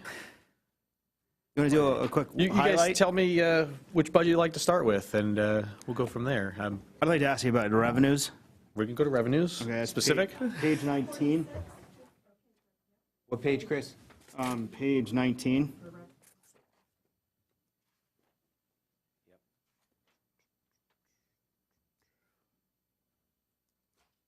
Which ones? Okay, recreation programs, your 3-year average is 191, Yep. but we're budgeting for 160 as we did last year. So I see like a $31,000 delta. Is there a reason why we're going on the low side of the 3-year average by $30,000? Yeah. Now, I wouldn't say that there's a specific reason other than we'd always budgeted 80,000, so that was what we were giving. When I took over, I looked at the same thing you're looking at and saying, well, it looks like we have this delta of about 160 that I was comfortable with. So essentially, that's where I put it the last 2 years. Could we bump it up a little bit? Potentially. It comes out of our revolving, that's our 124 account, the revolving fund. And that revolving fund, as you guys know, pays for all our, essentially our programs, which are all self-sustaining. So I'm a little hesitant to commit to such a high number, but I would agree that yes, if our history shows, stays true, we could maybe bump that up a little bit. But again, I don't know that I'd want to go right up to 190, 191. Yeah. And did you increased fees this year for some of those? No, none of our programs have actually increased in the last 2 years or so. So if you're thinking, Was it the camp fee in recreation? yeah, camp fee hasn't Yeah. increased in the few years. So those are all still covering costs. Camp program does make a little bit of money, which helps fund that 160 that we provide to the town. We also have a couple programs in there, our adaptive recreation program, which historically doesn't cover its costs. So it's nice to have some of these other programs that do pick up that kind of. And then there's been lots of talk going around town right now on the marina fees. So that's not part of this revenue. That has its own revenue line. But yeah, I you'll, was going to move to that one Yeah. next, on page 20. Unless you guys had questions on that last one. Nope. Not at this point. Go right ahead, Mr. Timiak, go right ahead. Well, I know that we're, lots of talk about raising the fees at the marina, but I didn't see big increase. It booked. Is there? no. So the increase that the Parks and Rec Commission committed to was a 5% increase across the board for the slip holders. So that only translates to the increase that you see here. So roughly $25,000, $30,000 over last year's budget. Yeah, to Chris's point, though, I would expect to see that go to 5. I would expect that fiscal year change to be 5%. Well, it can't be because it's not, all the boat owners don't pay the exact same amount, right? So we only have, excuse me for not knowing the specific numbers, but if we only have, Okay, so you're saying 34 large boats slips, didn't go up 5%, they went up a little bit? it went up 5%, but you only have 34 of them or 30 of them, and you might have, 350 small boat owners, which is roughly the case. I mean, a majority of our slips down there are for the small boat owners, so it doesn't necessarily translate to the exact correlation that you would get. Plus, we also have slips that occasionally aren't rented during the season. People that don't renew their slips, so they didn't pay us, that we're not anticipating getting that money from them, or someone gets into the marina halfway through the summer, then they've got a prorated rate. So this is the best guesstimate of this is how much money we're going to take in based on what we know. Okay, I get it. I just want to make sure that the Marina Subcommittee, that we're not already starting that program of attrition. No. Okay, so we're still aiming at 100% utilization of all the slips that we currently have, unless they're not dredged and they can't No, handle. that's correct. Right. Okay. Are they talking about reducing the number of small slips and making more big slips? Yeah, so the boating trend currently is to go with larger boats. As I said, half our marina consists of the small boats. So the subcommittee, the Marina Subcommittee, has been looking at a redesign for the last 3 years or so, basically since 2014. They meet once a month. They go over different things.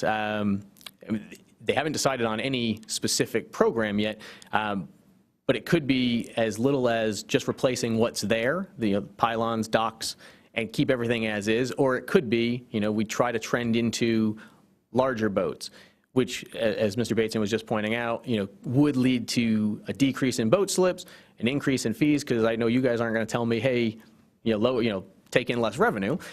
So we'd want to keep that, right? So essentially, that's where they are. They haven't made any decisions. The only thing we do know is Race Engineering has come in and said your marina, like a lot of other things in this town, is at the end of its useful life. It's about 40 years old. Deferred maintenance, kicked down the road is essentially what we're staring at right now. So I would say to that point, we get from all the non-boaters in here, it's such a select crowd who has the boats. They should be paying more of the fees. And, everybody who doesn't own a boat's always like, make it the same price as Westport and Greenwich. Yep. And, if we were to increase the size of the slips to have even fewer boats in there with, the larger, more upscale boats coming in and out, but less small, recreational family boats on the water, guys who want to go out for 2 or 3 hours after work.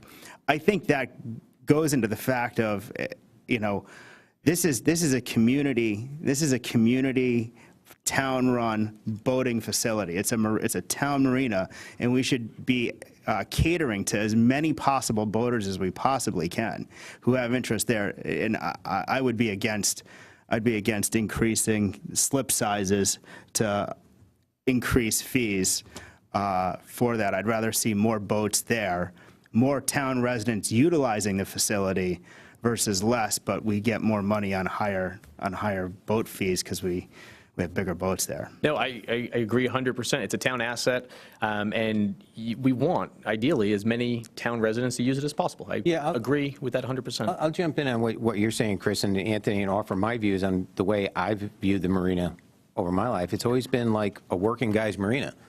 It's teachers, it's contractors, it's, you know, it's always been that way. And in watching the Marina Subcommittee, I see this, you know, trending toward, you know, finger docks and bigger boats, and I just don't think that's where our market is. I'd rather get the biggest bang for our buck, serve as many people as we can, and do that. I mean, I went to the Park and Rec Commission where they were increasing the fees, and to look at those people in the crowd, I'm just like, yeah, these are the boat slip guys. I mean, they're out there in force like, no, we don't want bells and whistles. I don't want Wi-Fi. So- I just want a place where, a nice, safe place where I can keep my boat. And, Yeah.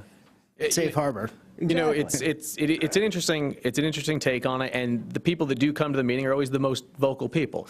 The subcommittee did do a survey, and our previous marina manager conducted a survey among all the boat owners over the last couple of years, and some of the top things that they wanted were some of these other amenities, whether it be finger docks, Wi-Fi, a restaurant. Those things come at a cost. So, you know, essentially, that's where the subcommittee is right now, is trying to figure out what's the best avenue for us to go, what's the best approach here for the next 40 or 50 years. Because if we're going to remodel the marina, we want to do it right one time. You know, you don't want to. I get you there. Just to jump in, I think you're on the precipice of starting something.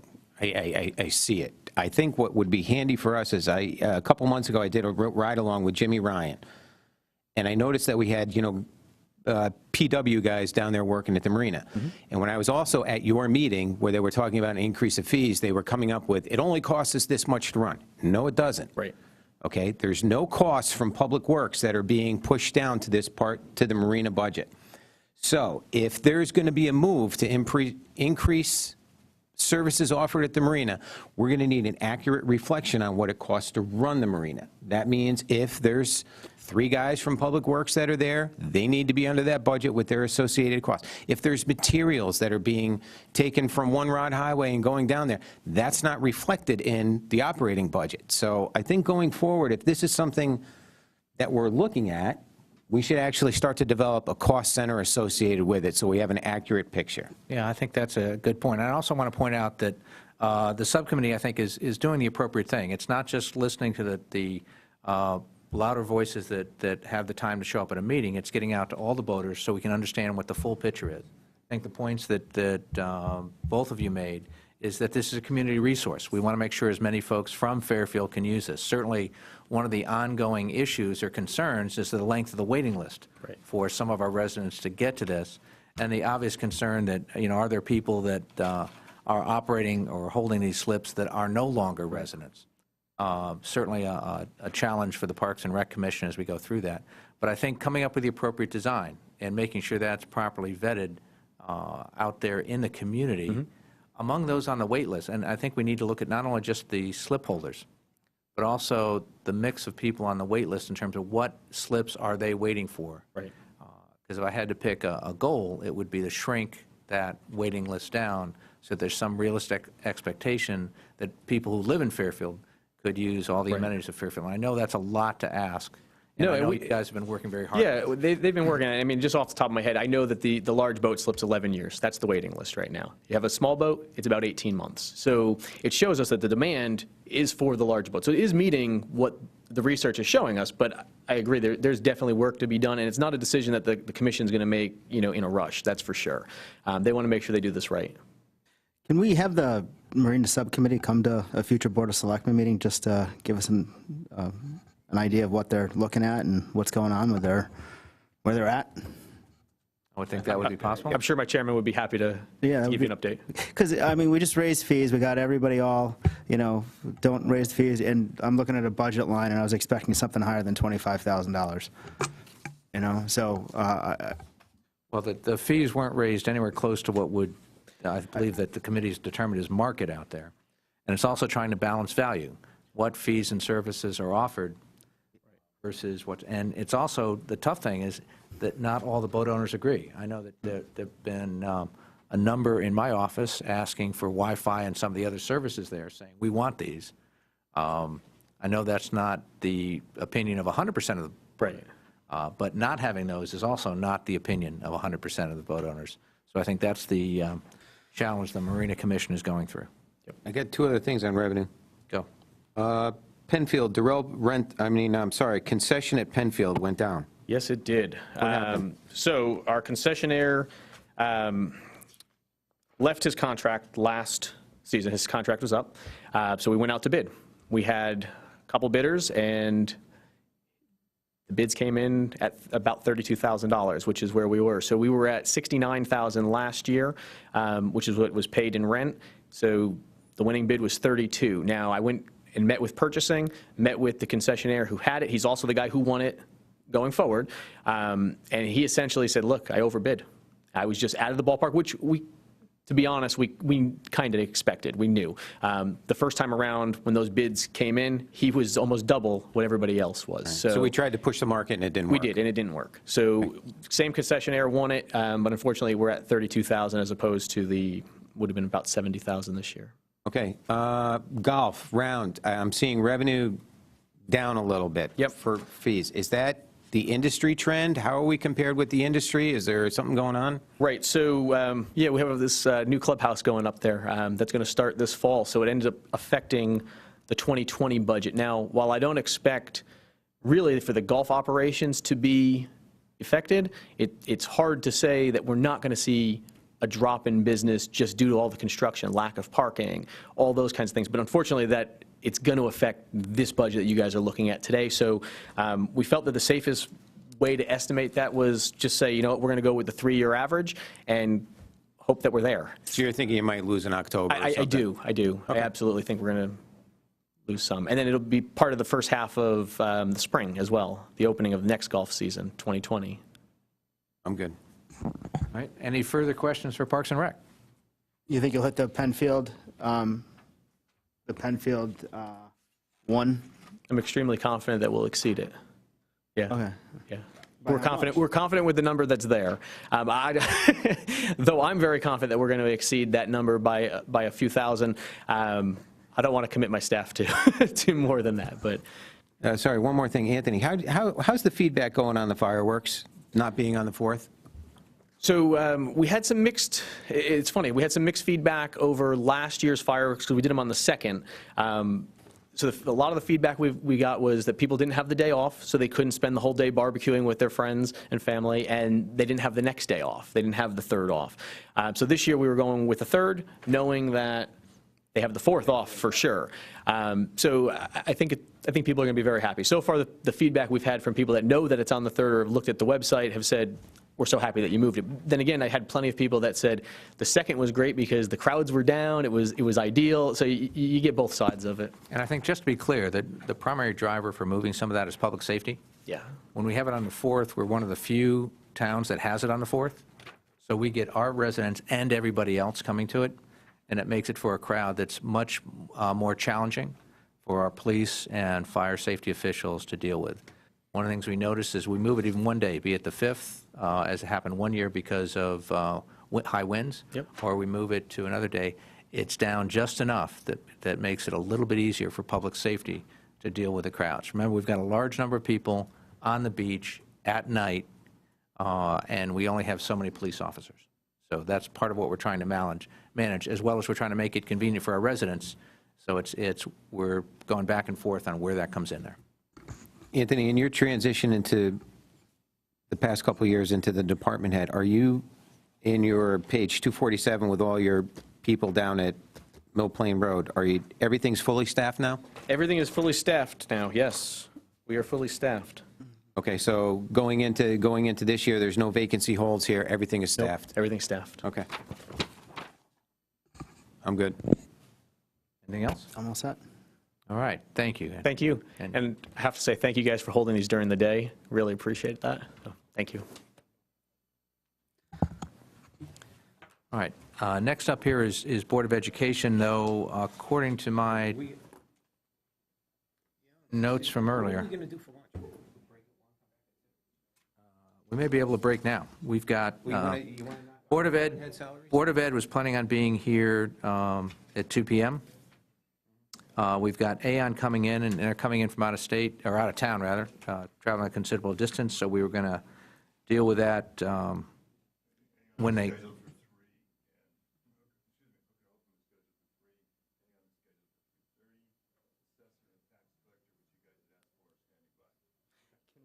Back to Mike Z.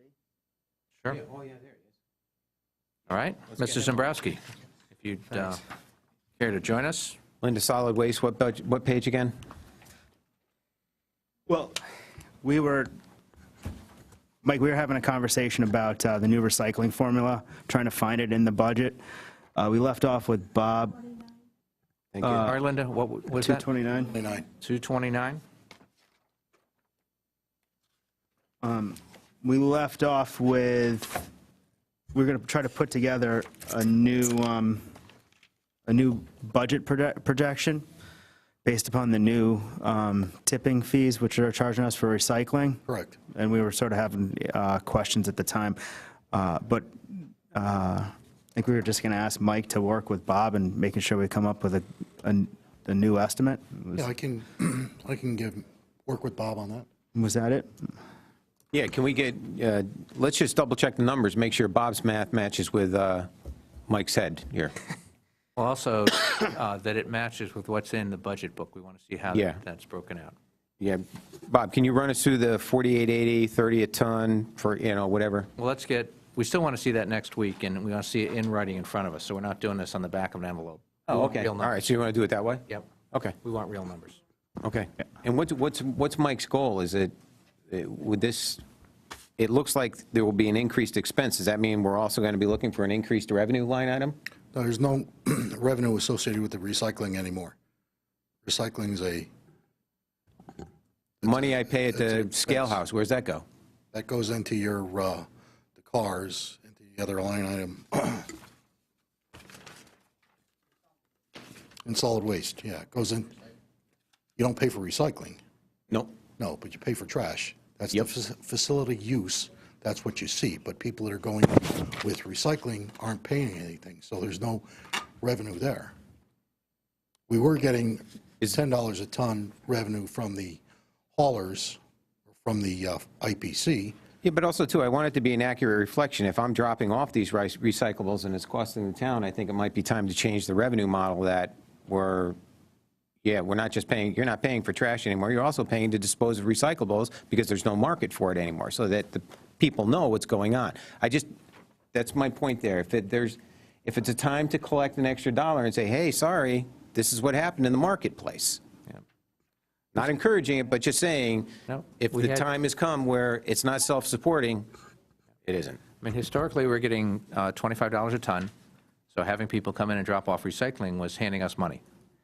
Now that it's costing us $75 to $90 a ton to process it, I believe Mr. Bateson's point is, are we going to go back, is the commission looking at revisiting whether we allow people to drop off recycling for free or not? That hasn't been brought up. Years ago, they decided not to charge for recycling because no one would recycle. They'd all mix it all in their trash. So that was one of the main drivers of not paying for recycling, have a resident dump for free. Right, have they had that discussion recently? No, Would it be possible for them to have that discussion? we could bring it up on the next commission meeting. Okay, not trying to lobby for an answer one way or another, but I think it's more than every few years, we ought to have that discussion because the market changes more quickly than that. Yeah, I think your board should be, exactly, discussing the not- the true And marketplace. I don't mean to speak for the whole board, but I want to suggest that we're not trying to tell them what the answer is. They have a bit more knowledge about that, but I think it's very important they have that discussion, so it's clear to us, as well as you, what we're doing and why we're doing it. Okay. Okay? Good. All right. Mike, any more other questions for Mike? No. Mike, thank you very much. All right, thank you. All right, we're sitting here next with the Board of Ed next up, and they're not due here till 2 p.m. It's almost 1 o'clock now. Do we want to take a lunch break?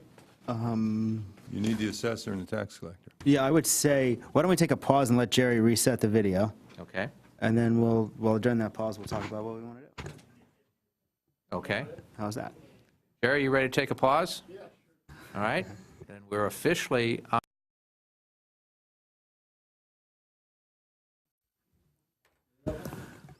Jerry, are we okay?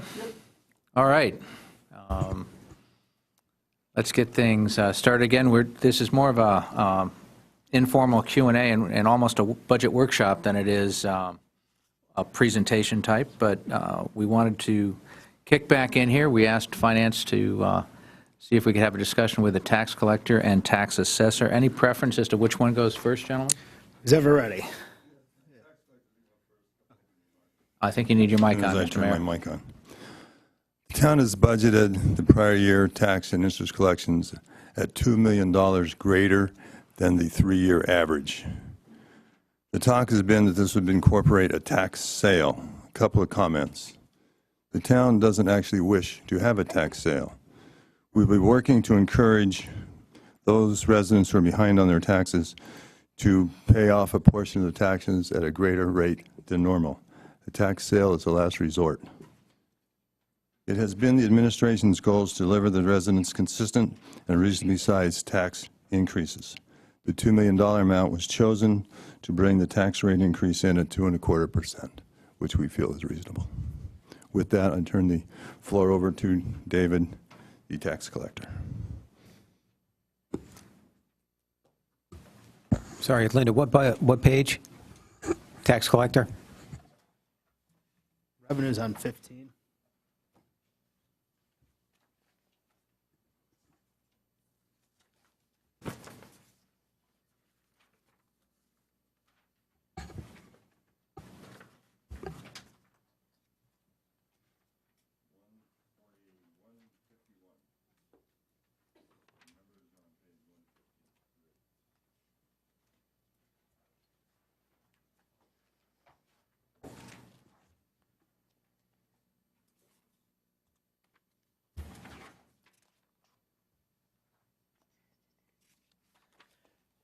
How you doing? Good, how are you? I'm well. Thanks for coming this afternoon. Problem. You just want to go over the process of the tax sale, and I'm going to ask when the last time we did a tax sale was. Sure. So as Bob Mayer mentioned, it is a last resort. It's not something that myself as tax collector, my office, or the town wishes to do. Obviously, we would avoid that if necessary. As far as historically, the last time the town had done a tax sale was 2012. They did use an attorney by the name of Adam Cohen, who works out of Pullman and Comley out of Bridgeport, so a local attorney that specializes in tax sales. I have actually used him in the past. I have a good working relationship with him in the previous town that I worked in. So he's someone I'm comfortable with. He's someone that I've experienced him interacting with residents, with taxpayers in other towns, and with a very favorable response. They've actually thanked him for his work. It sounds crazy, but he has been thanked because of how professional, how forthcoming he is. He's not pounding down your door and saying, get out of your house now. It's nothing like that. A tax sale, it sounds bad, but the intent is just to get the taxes paid and to work with people as much as possible. How many properties would you be submitting to Attorney Cohen? Well, with the goal being 2 million, it all depends. Residential, if we were to look at residential, I mean, we could probably do 1 to 5 properties. If we were looking at commercial, probably in the 20s. These are, just looking at that goal of 2 million. So you're setting it based upon the goal of 2 million, not the property or the years in back taxes owed? It would be based on the goal of 2 million, but from there, you do set a criteria. Okay, so from what I'm hearing, the criteria would be top-heavy for commercial properties. If 1 to 3 properties is what you said for residential, and 1 to 20 commercial, is that what I heard? Yeah. All right, so you would be going more after commercial properties than residentials with the tax sale. Those decisions haven't been held yet. Yeah, those are all decisions that, we would have discussions at the start of next fiscal year. So how many properties do we have outstanding taxes on the residential side? Like for the total amount? Probably 100. 100? And what's the total amount that equals? I think it's close to 11 million. Yes. Wow. And on the commercial side? I don't have that number off the top of my head. Yeah, maybe around 1 million, maybe a little less. I don't have an exact figure, but So 11 million on the residential side and $1 million on the commercial side. But that that's not accurate. No, I don't have that exact number with commercial. All right, so we'll call it 12 million total. Why is our goal only to bring back 2 million? The goal is, there's a couple of different reasons. One reason is the amounts outstanding accrue interest at 18%, which is very beneficial to the town. And the second reason is that brings us, even with all the other pressures on the budget, into the 2.25% budget increase, which is, in my opinion anyway, a very reasonable budget increase.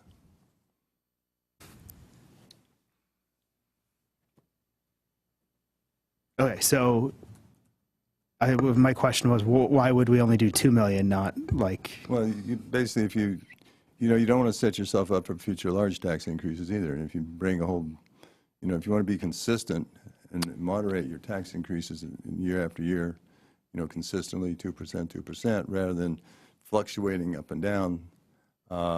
If you, like, for example, if you bring in $11 million, then next year your budget increase goes up 10%. So, but it was sort of what I'm hearing, and it's probably the wrong angle, but there's 12 million outstanding. We're going to go after 2 million of the 12 million. So that's 10 million, which we're going to leave alone. It's collecting 18%, and we'll just let that roll over till the next time we do a tax sale? Or until they pay? Yeah, I think that that we're going to try to encourage greater use of those greater payments of those prior year taxes for the next few years. Yeah. And a tax sale, the process in general, because we're required by law to publish notices in the newspaper when you do a tax sale, also in town hall, it's a process that is very publicized once you get to that stage of doing an auction. So in general, it creates a chain reaction in that people that aren't even in the tax sale, they may think they are, or there's this fear that, oh, I'm behind. If I don't pay, I'll be in one. So you end up getting the people that, say 2 years instead of 5 or 10, 5 years, they end up paying their taxes. Yes, I would point out that was exactly the experience we had last time we did a tax sale, that in fact, a number of people paid up that were not on that list because they did not want to get on that list. Yeah, so we set a goal, but then we may far achieve beyond, we're going to achieve beyond that goal because of the changes. If I may, trying to say something more clearly than I said a little earlier. Let's say you did $9 million. Did the 2 million plus 9, 11 million, but that's 3% of our budget. That means next year's budget increase would have to make up that hole. Well, it wouldn't. You'd have to have that. That's 3% right there. But the only way that would come in is if we book the revenue now. What I'm getting at is, why are we only going after a lower number amount when we have 12 million outstanding and we're only going after 2 million? How are we picking which ones are going to make the list to go after to be part of the tax sale? That's where I'm going. I don't want to talk about the budget and the revenue number. I want to talk about the properties which are going to be included in this tax sale and how we're going to go about choosing those properties. Because it's not, I mean, you have a $10 million delta which you're not going to go after. It doesn't seem equitable to everybody else who owes back taxes. It sounds like we're picking who we're going to put in this list and who we're not. Like I said, we're going to encourage people to try to pay early without a tax sale. That's the first goal, the first approach. And if we don't realize that, then the tax sale has to be non-discriminatory, has to pass legal requirements to be non-discriminatory, and you do it based upon, normally, unless there's some outstanding considerations, on amount owed. Yeah, if I remember correctly, last time we had folks that owed taxes that were 5 years or more delinquent and over a certain dollar amount. So at the time, we didn't want to risk. If you remember back in, I think, 2012 when we did this, we're coming off the 2009, 2010 economic turmoil. We didn't want to go after anybody who just recently lost their job, wasn't able to pay this for some reason on that basis. We didn't want anybody on that basis to lose their house. So practically speaking, we set the criteria up so they were totally equal, and there were guidelines independent of who the people were, just, but we pushed them so that anybody who had run into recent struggles would not be impacted by the tax sale. I think it's a much better way to explain it, Yeah. rather than saying we're trying to hit a $2 million goal. By saying if you're 5 years, if you haven't paid your taxes in 5 years and you're above a certain number, that's what that's what we're targeting. Yeah, and I apologize, maybe I misspoke. What I meant to say was we could easily achieve the $2 million goal, but then Bob Mayer and I would discuss at the beginning of the fiscal year what criteria we would come up with to eclipse that goal. And the criteria would be like what Mr. Tetro said, which is it would not discriminate. It would be a set goal that would not pick one person over the other. Will this board have the ability to approve whatever criteria you put in place? No, it goes through the tax collector. I think the RTM. 'Cause I remember it got tweaked at the RTM. Something happened. Yeah, and that was not a tax sale. That was a tax lien sale. That would have been a tax. That would have been a lien. Yep. Tax sale runs lien assignment through the tax collector's office solely. Where's this number? Is this in the tax levy calculation? Yes, sir, prior year taxes. So Page 11, I'm thinking it's prior year tax, interest, liens, and fees. That's why that number bumped up? Yes, exactly. Okay, so 2 million of that 5,610 is the tax sale. He's looking at That's the- page 3. That's the amount that, yeah, I think it's like $1.3 million in the prior year taxes and $700,000 increase in the liens. And yeah, that's the amount that is greater than the 3-year average. Okay, so what did you put in the budget? 2 million? Total of 2 million spread out between those 3 accounts. What's the proportion again? I'm not sure what you're asking. Yeah, the 2 million, Linda just gave me some detail, 1.7. The prior year tax levy is $3,627,000 versus $2,334,000, which would be the 3-year average. So the increase there is $1.3 million.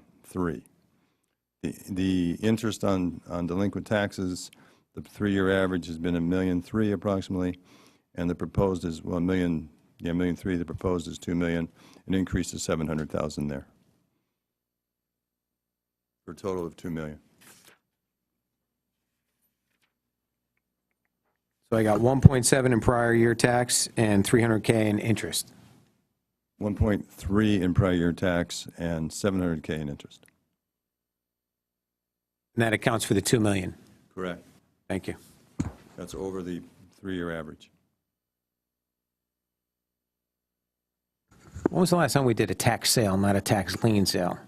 Last time we did a tax sale was 2012. What did that generate? Does anybody remember? We'd have to go back and look. That was, Linda, could you just get that number? The 2012 tax sale? and that would generated? and that would also be based on the criteria used at that time. And once that goes before no board, it's just done in the tax department? Correct. Okay. What's it cost us from Attorney Cohen to get this, to chase this money? Is that a significant amount or no? No, it's paid by the people whose homes are being sold. So we're going to get our full tax, what's owed, plus interest? Correct. Correct. Okay.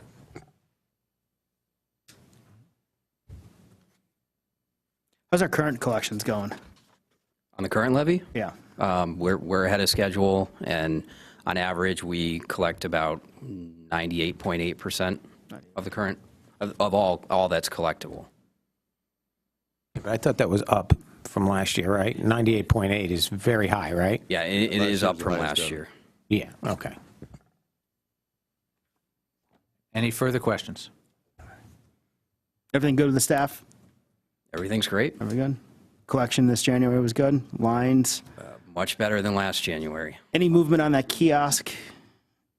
Is it working? As the months go on, more and more people are using it. They are satisfied with it. It's convenient in that at the same time that if you pay your taxes there, you can also access the DMV and register your car. And we offer like a one-stop shopping where if they pay with a credit card because they have to go to the DMV that day and they're in a bind, we actually save them a lot of time and say, well, just pay here with a credit card. We'll clear your hold, and then you can register your car, re-register your car right here online. And I've had a few people say I've saved like 5 hours out of their day. So Is everything smooth with People's Bank and collecting, and more residents starting to take advantage of that? yep, and that's and it's a little tough for me. I always ask the branch right here, which may not get as much traffic because it's so close to Town Hall, but they always inform me that whether it's Black Rock Turnpike or other areas away from Town Hall, that it is a very popular service and it has worked to the residents' benefit. Thanks. All right. Any further questions? All right, Dave, thank you very much. Thank you. Next up, I believe, is the tax assessor.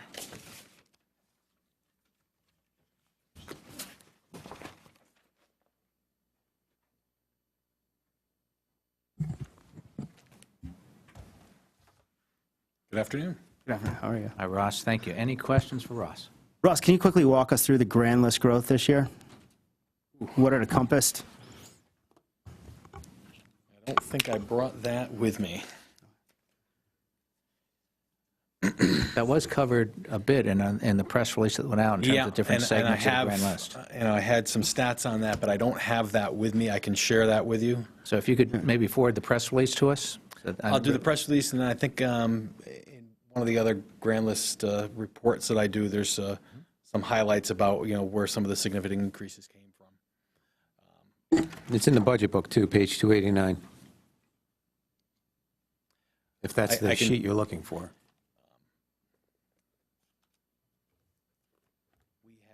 We had a couple of the nursing homes are online and being built up, so that was one of the significant increases in commercial. We had those are the assisted living facilities you're referring to? yeah.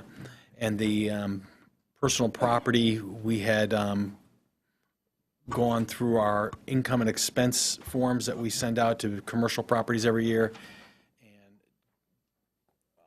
bounce that against our, in the income and expense report, they tell us who their tenants are, some of the information they provide. So we took that tenant list and bounced it against our personal property to see if we were missing any personal property accounts.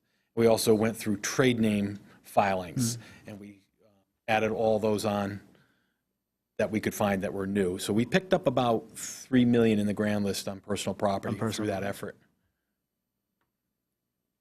Just a general comment. I read in the press, one of the drivers on the 2.24 tax percent increase was a significant growth in the grand list. I mean, I'm only seeing 0.9. I know last year the grand list growth was 0.7, I believe. I mean, I think it was a little less. Yeah. It's 0.9 is about double what we've been, if you go back and look at the last 4 or 5 years. Yeah, what was last year? I thought last year was like 0.7. Yeah. But we were more like in the 0.5, 0.6 range last year. There are two numbers, Ed. One is a gross increase and one is a net increase. Yeah, I'm looking at, I was net. The 0.9 is a net increase. Sometimes you can, I'm not sure if the 0.7 was net or gross is what I'm suggesting. And then going back to some of the years prior to that, we were seeing 0.4, 0.5. I think we even saw a negative 2.0 1 year. So compared to the recent history, 0.9 is a, well, as it said, it's the biggest increase since 2007.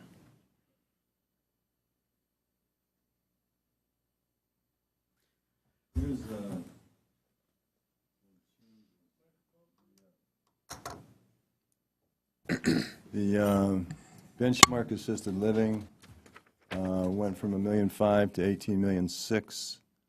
Westaway Road condos went from $1 million to $12 million. Assisted living OHI assets went from 1.4 to 11.5. Bronson Meadows went from 3.8 to 6.7. Harbor townhouses went from 2 to 1.8. Camfield Drive properties, 300,000 to 1.8. Southport Athletic Club, 1.4 to 2.8. Personal property, as Ross indicated, due to the changes and improvements that he's made in capturing that, 3 million. Those are the majors.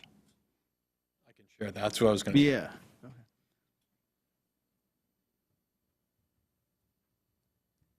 Any further questions? Are we seeing properties which sold coming back if they sold less than the assessed value? Are they appealing or any of that going on? I mean, appeals since I've been here have been running about this same number. We're looking at over 100 a year. This year it's 130. Last year was about the same. We may have a little more personal property. The work we do with the trade names, people don't always respond to the notices we send them until they get their increase notice, and then they end up at the BAA to fix it. So that drives a few more people to BAA, but residentially, the mix seems to be pretty consistent. And it doesn't seem necessarily always be sales. Bob, can I have you guys run an exercise for me? I have 2 items in the tax levy that seem like one-offs to me. I've got, I'll call it a blip in the grand list. I'm not going to say that that's consistent growth, but I've got that, and I also have a $2 million tax sale. Could you give me a what if we didn't have that? What if we had flat growth or growth consistent for the past 5 years in grand list and eliminate the tax sale, and let me know what the change, what the delta in the mill rate would be? Just as a what if. I understand where we're going, how we're getting to the 2.24. I just don't, I don't want to take comfort in a number that I know I can't generate next year. So could you put that on one of your schedules for next Monday? Yes. Thank you. How's everything else in your department? It's good. Good? Foot traffic up, down? Foot traffic, well, it's up right now. We have elderly homeowners coming in. So we have about 800 coming in this year. This is our heavier year of the 2-year cycle. BAA is started today, and of course with the snow, that creates a little bit of chaos trying to reschedule the missed appointment. But Do you manage the senior tax relief? yep, yes I do. How's that going? Like I said, we have about 800 to come in, and Okay. it's a lot. The tax forms have changed this year, so that they're not what we're accustomed to seeing. A little change, a little adjustment to read them. Plus, those folks won't start coming in until after taxes are filed, correct? So it's after April They start 15th? February 1st. Really? Yep, they've been coming in. We've got somebody at the senior center Monday and Wednesday, so I thought they needed their tax returns to... They do, Wow. but your tax forms are due to you by February 1st, so theoretically, you can have your taxes done. Right away. Very Right, good. so yeah, they're, But it's the final numbers we won't have in terms of the total number that apply. We won't have that until May 15th or they something? have May 15th, and that's without the extensions that are granted here and there, so May 15th, we'll have a good idea where we're at, but there's always a few stragglers. Is your office staffing the right level? Yes, but there is a change in the budget to convert one of the clerks to a field person. And I think that will make the right mix in the office. You're going to ask for an extra clerk next year to fulfill that? No. No? Where the hope is to convert a clerk to a field person. So you'd keep this total number? I think the total number is right. I think it's the mix that needs to Okay. be adjusted, and I think that will work. The efficiencies that we've had in the last few years have really come on the clerk side of things. Field work's field work. You got to be out there. But the software that we have in place and different things we've done, online filing of personal property, that helps cut some of the workload down, but it's mostly on the clerk side. Thanks, Ross. Okay. Yeah, just want to follow up on the reval. Looks like we're budgeting, not budgeting, it looks like we're estimating it's going to cost $400,000, and you're putting $100,000 in this year, which is similar to what we've done in years past, where we spread this out over a couple of years. What's it going to be, 100, 200, 100? 100, 100, 200? 300. What is it? 100, 300. Okay. Because they will start in the spring of next year, so they'll have a portion of the work done towards the end of this budget that we're working on. The bulk of the work will be finished by, say, January of 21, because it's a 20 reval. So we'll pay that other $300,000 in the 21 fiscal year. Have you determined what type of reval you want to do yet? I remember we had different Well, levels you last you time. don't, Last time was very in, every 10 years you have to do, it's called a full reval. and that was the last one we did? Correct. That's why it was a lot more? It's like over $1 million, I Site think. visit the house. Yeah, what was that cost? I think it was over $1 million. It was, right? Yeah. Okay, year's so this is coming basically just updating those hard numbers. Right, they go out and visit properties that have sold. So you do a sales review, because those are the properties that are used to develop the pricing model. But you don't visit all properties. So this is the reval, the light version? Okay. Update, yeah. Thank you. I don't have anything else. Anything else? I'm good. Good, thank All you. right, Ross, thank you. Is that all we had for finance? Do we have other questions for finance? I had questions for Bob. Yeah, Bob, but we can wait for Bob until we get to BOE. Okay. And we can follow up with him after HH and Aon. Cocktails. Okay. All right, next up is Board of Ed. Dr. Jones, thank you for overcoming the snows out there and getting your team in place here. You're very welcome.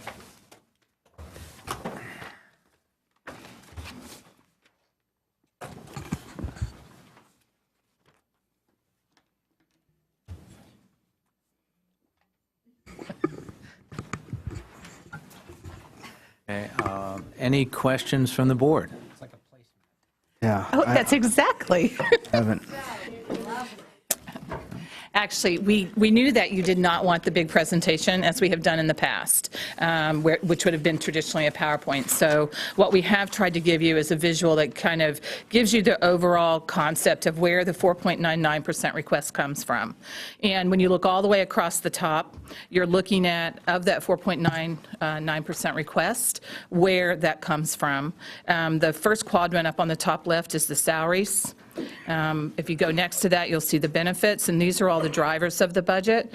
On the far right is the operations, and in operations, we've broken that down so you can see what's happening with utilities, how we have been the last 2 years taking our maintenance projects down. We're trying to take those back up again a little bit this year, just by the needs and the building needs that we're seeing. On the bottom, what you're seeing is what makes up that 0.62, which is just barely over 0.5% of our budget.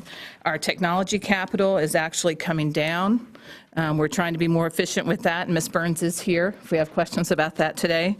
Our supplies, text, and materials, our allocation on a per-student basis is staying really relatively flat, but we're also, this year, we're able to take that number down just because we don't have a large content area for textbooks. In special education, which is across the bottom, we're very pleased with what's happening in special education. This is a question that the Board of Selectmen asks us about, and so does Board of Finance every year. And we are working very hard to make sure that we are building programs to keep our students in district. And this year, and during our first quarter report, we were actually under budget, which really is unheard of. Generally, when we've started the year, the last 2 years, we've already been about $1.1 million in the hole in special education. So we're seeing that trending in the right direction. And Mr. Mancusi could not make it today, couldn't get out of his driveway earlier. And then on the bottom right quadrant, the other thing we just want to make sure that people are aware of, because we did 2 audits that were self-imposed just because we felt like we needed to do them based on questions from last year. The first one is the Troy and Banks utilities and phone audit. And that was because we know our utilities are going up, and we really wanted someone external to look and see, are we being billed correctly? And there's more information in the budget book in the back if you're interested in seeing that. And then also the special education audit. Where are we operating efficiently? Are there things we could do to operate more efficiently? And again, have an outside evaluator look at that for us. So this is just giving you the big picture of our budget just on a page without a half-hour presentation. Thank you. You're welcome. So the first selectmen's reduced your budget $700,000, and if I go back and I remember, everything I've heard about the budget, it was basically a bare bones. Now, how are you going to absorb, or what's your plan to accommodate that $700,000 cut? Well, I think that will be the work of the board, and it will take some work, because when you see that bottom quadrant, all those 4 of those are at just barely over 0.5%. There's not a tremendous amount to look at without having an impact on instruction. Where we have gone to the last 2 years is that top right, area, which is the maintenance projects. And that's why you'll notice in 16, 17, last year we were at $500,000 under where we were those 2 previous years. We're trying to trend that back in the right direction. But because we're a people-driven business, without cutting people, it gets more and more difficult. So we'll have work to do. So, and this is where I was, are you planning on advocating to this board, the Board of Finance, or the RTM, to restore that money? I think we would absolutely advocate to restore if that were something that could happen, because we put forth a budget, and I believe the Board of not just the superintendent's budget, but the Board of Education unanimously supported this budget because they believe it is a lean budget and it meets the needs of the school district.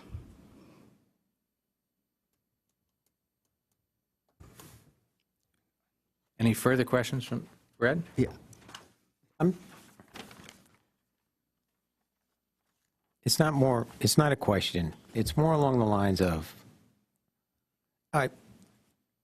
this 5%, when it was originally 499 or whatever, and when I looked at the budget and I watched your meetings, I'm not seeing any new initiatives. This seems to be, with the teacher's contract, this is my new norm. And I'm going forward, I'm going to find problematic that if we're going to start to incorporate these types of increases into the townwide budget, we're not going to benefit from things such as a tax sale or an increased grand list. I just don't see these types of increases as being sustainable. And this will go back to last year when Tom Flynn, the chairman of the Board of Finance, got up and said, we need structural change.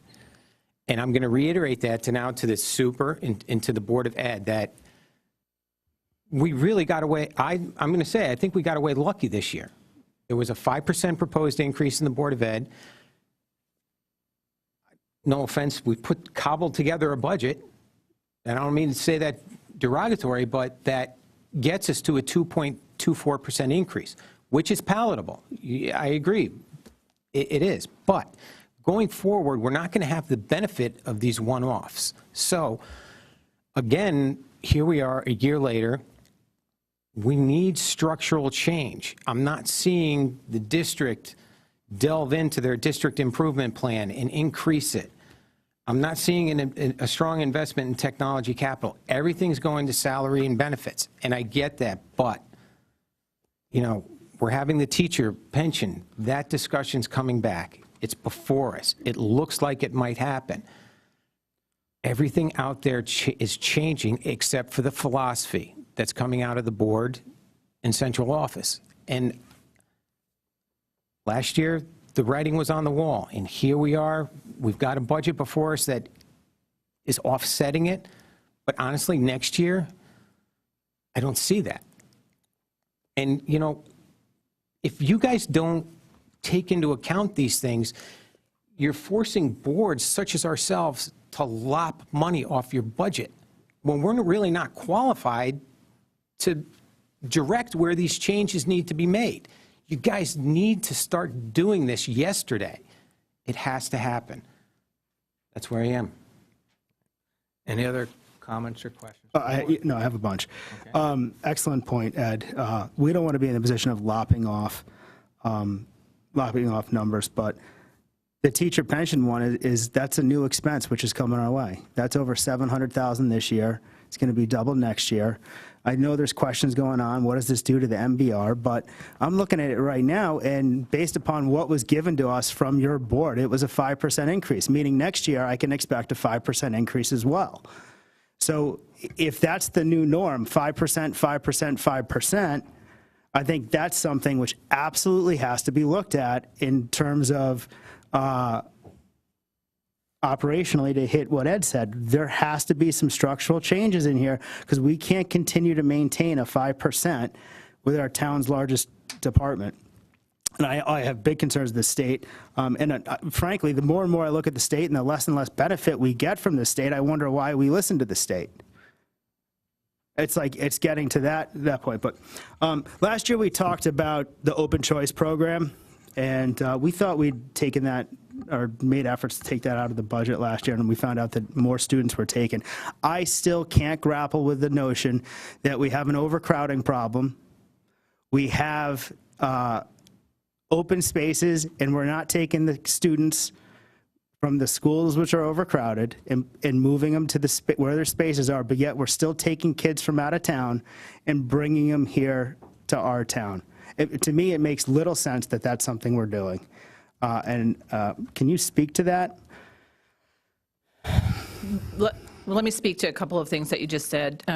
First of all, I think every school budget from year to year does change. What you see in the salary area, what you see in the benefits area, some years it's easier to budget and some years it's not. I don't think that this budget is indicative of a 5% budget every single year.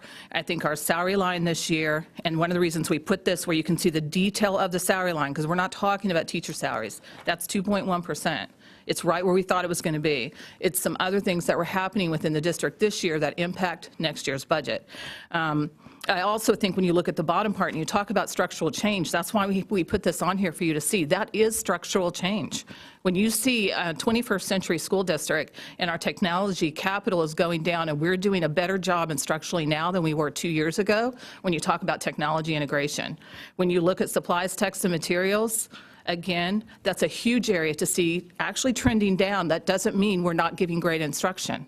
That's because we have gone in and really looked at not just what did we do last year, we're going to do the same thing again this year. And the same thing in special education. If we had not done the work and the structural change within that department, this budget would be easily another $1 million. So, I mean, I would say that, first of all, on the whole structural change. The aspect of open choice, part of that is because we have a state plan also for our racial imbalance plan that we are committed to with the state, and that is built into the racial imbalance plan.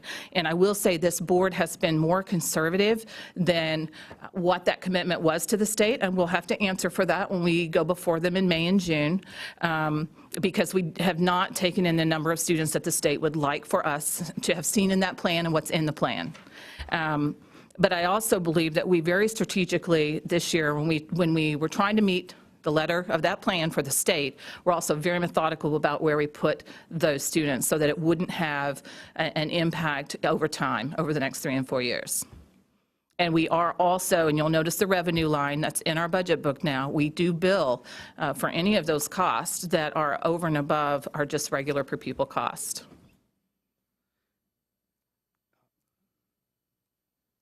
Any other questions at this time? Sorry, the meeting the other night, Board of Ed, are we resolved that ECC is going to be 2 campuses for the ongoing future? For, I'll say, the immediate future? I don't want to speak for the board. At that meeting, there was a poll of the board that definitely, yes, but they haven't taken a formal vote on anything. So I would ask Ms. Vitale Yeah, but that's the if she flavor wants I to got speak from to that meeting. Yes.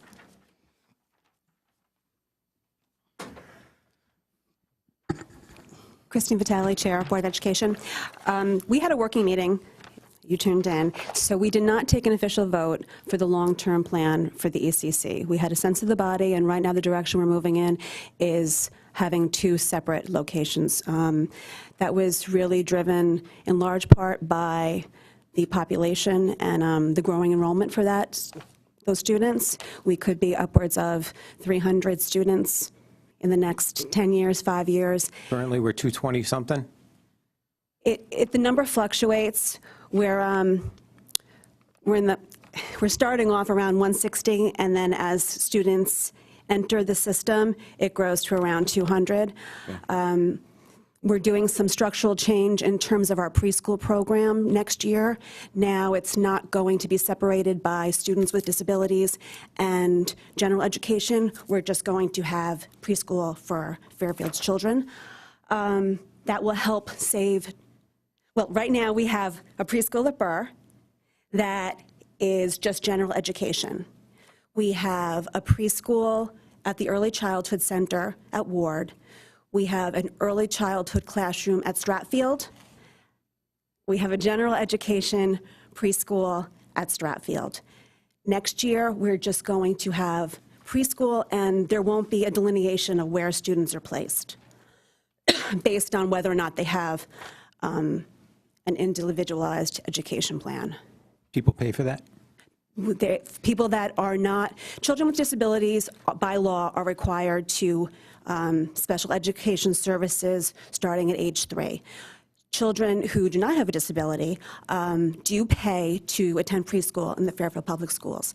We have a sliding scale based on your ability to pay, and that is something that the Finance Committee for the board will be looking at in terms of where we're going to put our locations for the ECC moving forward, doing a little bit of market research to make it more attractive to those students who are paying to attend our preschools. So we see this as a potential revenue generator in the future.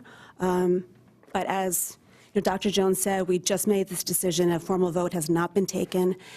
We really, in deciding between 1 or 2 locations, one location to house 300 students, there is not land to build a new school. There is not money to build a new school.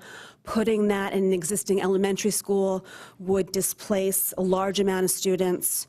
So we really thought the most cost-effective way to integrate that program is to look at 2 separate sites. There's also some educational benefits in terms of just having students with disabilities with their typical peers. Being in an elementary school, you're afforded opportunities to access music and art and gym. It helps with transition potentially as kids are moving from preschool into kindergarten. So that's where we are. The facility discussion is going to continue.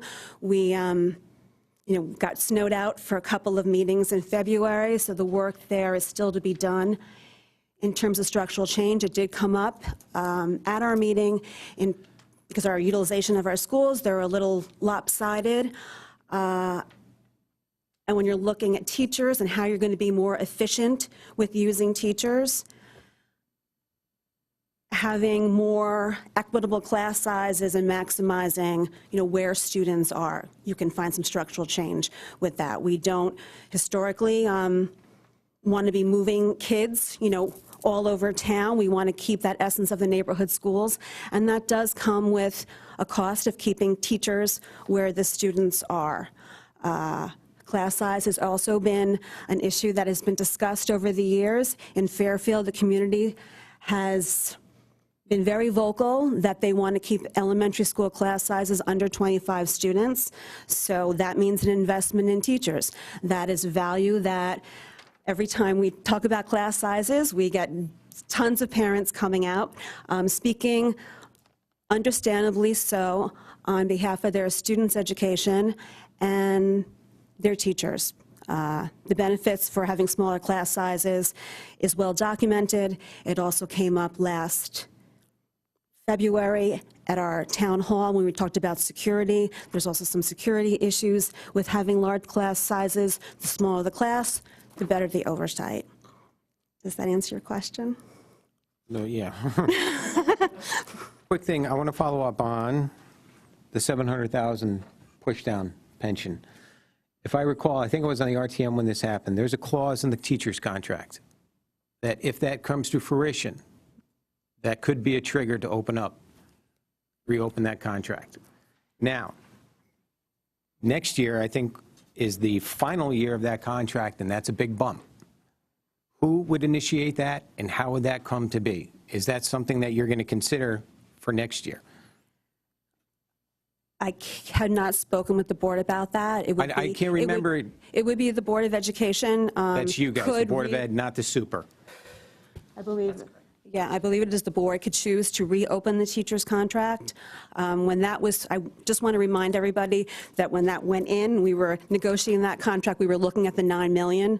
The teachers have contributed 1% towards the pension fund already. We'll have to see, as Mr. Tetro said, there is still a lot of information that needs to come down from the state as to whether or not that cost will be passed down to us. I hope it Just will remember, not. it's another tool in your toolbox. I do. I I do appreciate that, and I'm not passing judgment one way or the other. We are aware of it, and that'll be something that we will have to discuss as a board.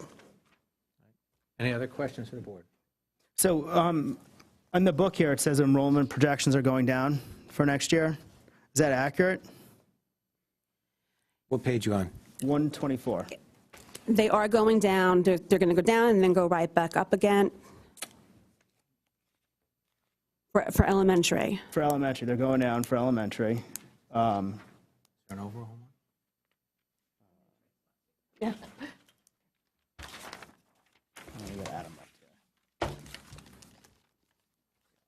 Here's pre-K through 12. On page 123 has a total. 2-3? 1, 2, 3.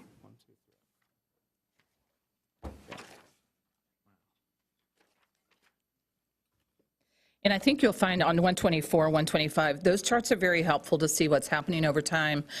Part of the budget presentation the last 2 years has been looking at what's happening in elementary and then what's happening in middle and what's happening in high. And they're at 3 different areas. And one thing that I would point out is while we're trending down in elementary, we're trending up right now in high school. High school is more expensive to operate than elementary or middle school. Our per pupil allocation is it's just over 400.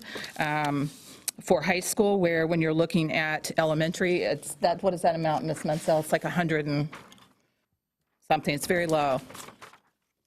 And that's part of the expense part. The difference in 481 and 180 and $137 per student, just for the materials and supplies alone. When the open choice students came last year, did they go to middle school, high school? Which? We actually have 12 that were, and I think we may have ended up with 11, just because some students don't show up at elementary, and we had 12 that were freshmen. In high school. So we put 12 more kids in the more expensive section? We did, because in high school it's very easy to absorb. When you're talking about 6 students in a high school of 1,500, to put them in a section that has 21 students instead of 22 is an easy thing to do. And did that help us with the McKinley racial imbalance number? It does help us, because what it does is it shows good faith to the State Board of Education. In general, our plan right now, which I think everybody in town knows for well over a decade, we have struggled, just as the other localities that have racial imbalance, I think there's 3 other in Connecticut, we've all struggled trying to actually change that number, but we've stayed true to the commitment and what we've said to the State Board. And and it still changes the balance of the district. And how did the State Board react to our good faith? We're back before the State Board in May or June. I have no idea, and it could even be September. We go whenever they ask. Last year they asked for a paper report. This year we're supposed to be an on-site, but most of the State Board will be brand new as well, so I'm not sure what their approach will be. So, and I understand what you're saying, and I just want to highlight, we make a good faith effort to address a racial imbalance plan, which realistically doesn't address the racial imbalance plan. All we're doing is trying to put something in the books to satisfy the state of Connecticut, when the issue is the racial imbalance with a few schools we have at the elementary level, right? So we're adding high school students, which have no bearing on that whatsoever, and we're going to the state saying, hey guys, look, we made a good faith effort here, but we know our effort, that's not what they're asking us to do. Well, they still look at our balance at this district level. We're looked at the district level, the high school level, middle school level. We don't have a problem with that elementary level. We don't right now. No, we don't. But I think that and I can argue, about it, but I don't think that would do either one of us, any good, in the sense that we go to the State Board, we try to show that we're implementing the plan the best that we can.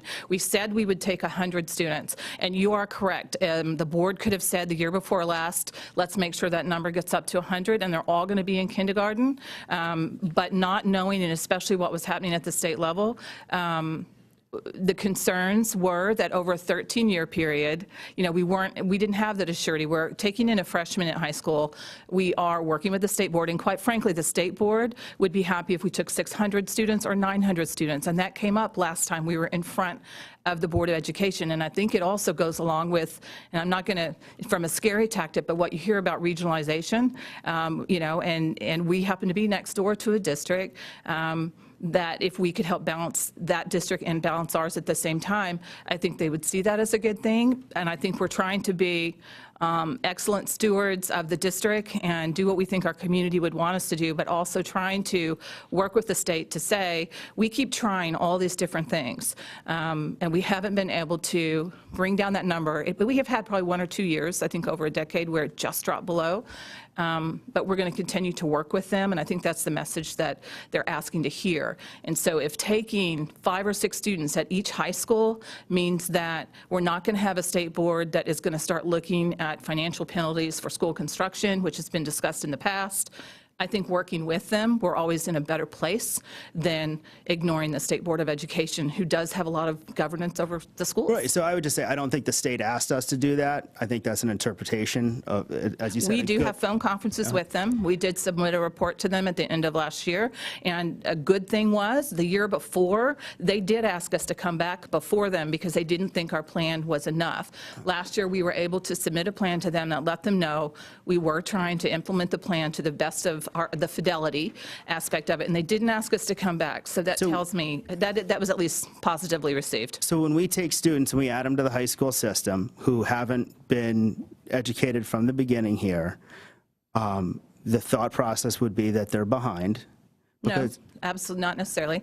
And I don't want to talk about individual children. We have very few children that are actually in this program, and I think it's an inappropriate discussion here when we're talking about budget and numbers to talk about individual children. So I can't do that. Okay, so and I'm not talking about individual children. I'm talking about basically a discussion point, because it's a lottery system which comes out of other towns, and we get it based upon a lottery. It's not, right? But let me just say, we send almost as well. We send more students to Bridgeport for their programs because they have some outstanding magnet programs, and students that we bring are often also from their charter schools, their magnet schools that are in that lottery. So you can't equate what you've just said. Okay, so I wasn't talking specific towns, Well, that's really the only place we take open choice from.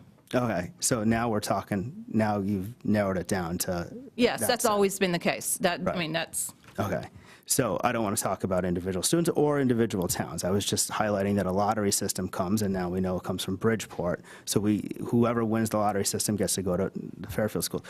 And under that rationale, going through kindergarten and middle school and then coming to high school from the Bridgeport school system, the interpretation of many people in town would be that it's not an adequate apples-to-apples education. Every child is different. You could have somebody who moved to Bridgeport last year and they have spent the last 8 years of their life in one of the highest performing systems somewhere else in the country, and they're in that lottery, and they happen to be able to go to Trumbull or here, all of these localities around us that participate in this program. But you can't say what the level of any student is, whether they're in the open choice or whether they're enrolling with us, like our enrollment that we take every day from students all over the country. All right, so to tie it back to this budget, are we going to take open choice students in this year's budget? I think that will be, I always, while management from the superintendent perspective does operate that program, I feel a need to actually talk to the Board of Education about that. One thing that we will be watching is in the governor's budget, he has talked about open choice funding. We don't know what that means going forward. So that'll be a discussion where I'll ask for guidance from the board, and we'll see where we are, and that doesn't happen until we get to almost the end of this budget cycle, which is usually in April, May. Because I wanted to just drill down to, are we doing it for revenue, or are we doing it for the racial imbalance plan? That's where I want an answer. Which one are we doing it for? That would be a question for the board, not for me. I can say from the revenue, it is positive revenue in our budget. Yeah. Okay, so can I ask last year, did the board make the decision based upon the racial imbalance plan or based upon revenue? It is in our racial imbalance plan, so I think that the board is working to follow the racial imbalance plan as best we can. Okay. It is a revenue driver also, which is a benefit for us. So first and foremost, it goes to racial imbalance? No, it's revenue first? Well, Chairman Dwyer, he's back here. Which one is it, revenue or racial imbalance? I think it's both. I think it's a revenue driver first, so to say that we're going to get rid of it, it does impact our budget. So when you're looking at it from a budget point of view, it is budget first. Following the racial imbalance is a concern because we want to, when we put forth a plan, we want to do our best to follow it. And do you believe, adding high school students helps with the McKinley racial imbalance number? Is the chairman, does that help? I think that adding high schoolers is not going to move the needle at elementary school, but I think Dr. Jones addressed that in terms of just racial, open choice students in general. It's a good faith effort. And it's a good faith effort, and I think it's, it's the racial imbalance of Fairfield. I just want to point that out, that it's just not, I hate to put it, I know McKinley gets the focus, but if all of our elementary schools were more racially diverse, the focus on McKinley would be less. Thank you. Any further questions from the board? Follow-up. I was processing what I heard a couple minutes ago about pre-K. Is the board moving towards that's going to be district-wide? I can answer. I think you're talking about universal pre-K because there's been a lot of discussion at the state level. That is not what we're doing. Right. What we are doing was to actually be more positive in the budget, where we were having the 2 general education preschool classrooms which did not service special needs children. We've taken those existing sections and now made those part of the ECC so that we did not have to add, going into next year, 2 more ECC sections. Otherwise, we would have had an increase in this budget to add those sections. When you guys look at this, the pre-K and the ECC, is there an offset? Do you look at, does that fund it, ECC to a degree, pre-K? No, pre-K will not fund all of our ECC. ECC is, required by federal law, and there are special unique needs. You have a higher staffing ratio, I should say lower really, of per pupil, to the teacher ratio, but it does help, yes. Okay. Do you look at it? We look at it as that kind of, if I add more kids, well, because it's not pre-K, it offsets ECC, or is that not the model? That's not the model. That's not the model. That's not how the program works, because the goal is to have students with special needs, and then you have a certain amount of students who do not have special needs. The peer program? Yes, which is the peer model. So basically, you're trying to balance your class with the peer model, and then on any given year, it depends with your peer model whether or not there are reduced tuition or full tuition. So from year to year, even the tuition amounts can change. Gotcha. Any further questions? I've got a couple, if I can, on page 25. Looking at staffing.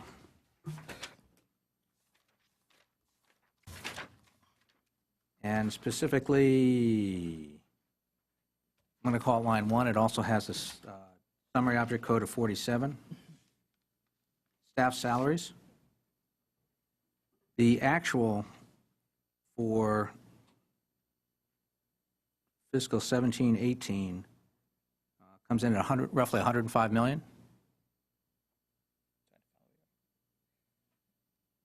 First line, first column. Oh, sure, yes. And then the budget for the following year, 18-19, comes in at 108 million. That's $3 million more. And again, that was when if I read the population charts roughly, we peaked in 2012, and so we've been steady to down since then. So this is 8 years later of kind of decline there. But that's a $3 million increase then for the budget, and then the estimated actual budget for 19, which is the year we're in, is actually up another $1.2 million. Correct. Okay, and I think if I read the paragraph here, it says we added 11 staff. Yeah, but remember, staff salaries is more than just, when we say add staff, we're talking about like teachers. I don't know, Ms. Mansell, is this a good time on the Q&A packet, on those back sheets where we can show them the salary lines? I think that might be helpful.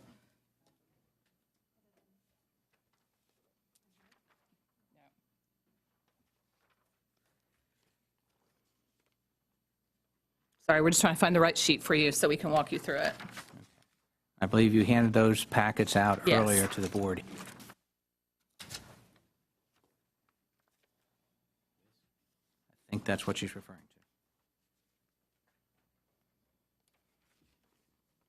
to. So in the back of your packet, because we've had to, share this. If you can point us to a page, we have a black and white copy, I believe. Let's see. It is the second to the last page in that packet. It's 8.5 by 11 page? Yes. Or is that page 23? I think I may have another copy. Let me just see which the color is helpful.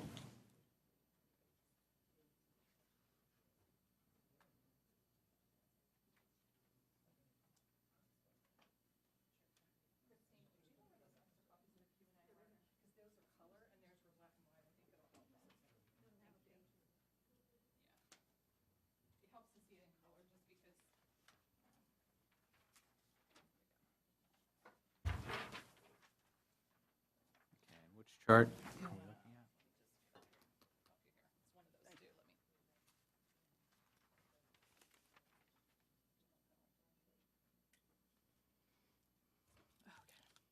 So when you look at what happened in 1819, you're looking at the chart that looks like this, has yellow on the far left.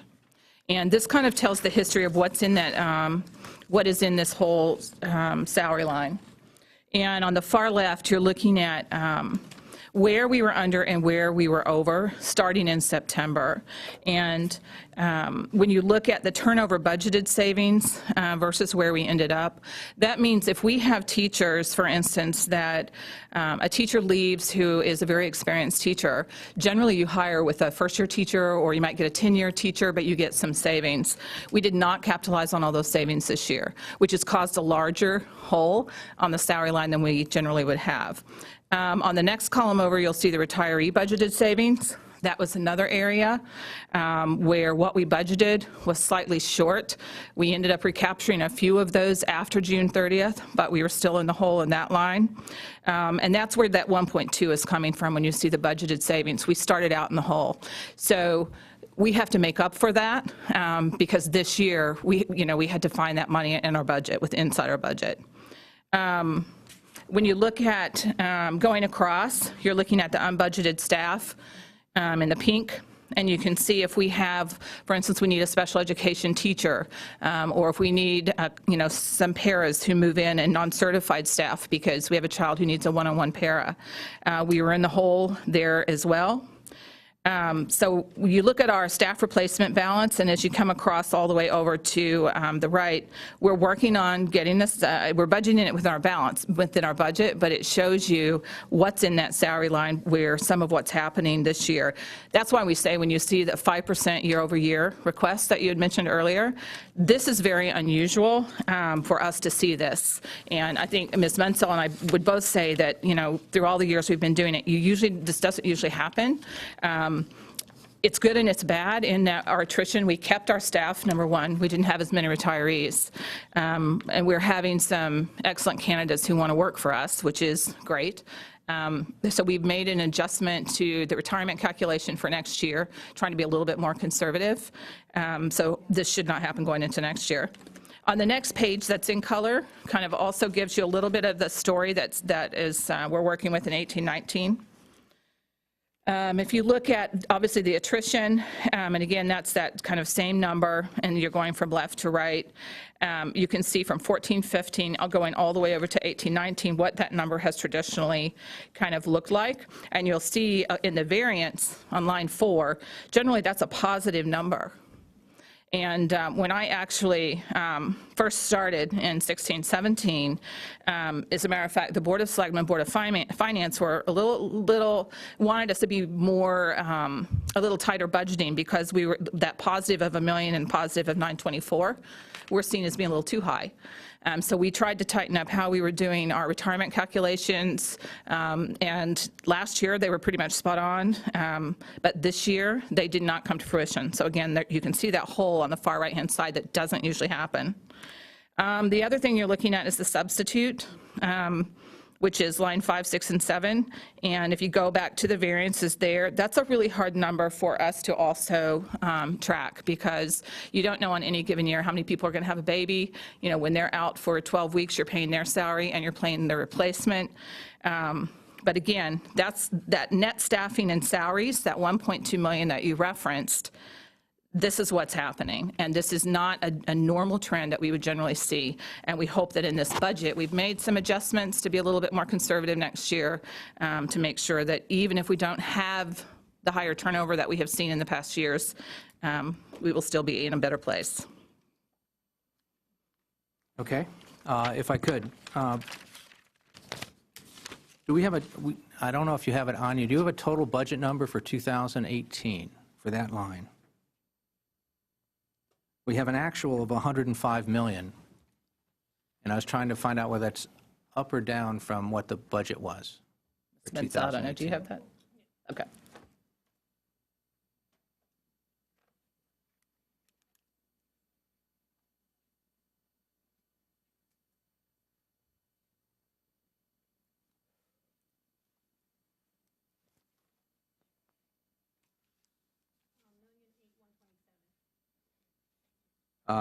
I have 105 million here. What was the budgeted number for that year? 17, 18. Yes. Yes. Okay, so that year, we budgeted 106 million, but spent 105, so we had a $1 million savings or surplus in that. We then added $3 million to that staffing level with a declining student population in 2019 as part of our budget. And then we spent $1 million over that. So we're $4 million over. Our actual for 2019 is $4 million over our actual for 2018 in staff.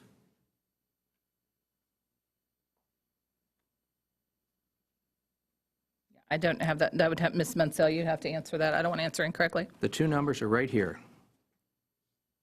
105 million and 109 million. That's a $4 million difference. Is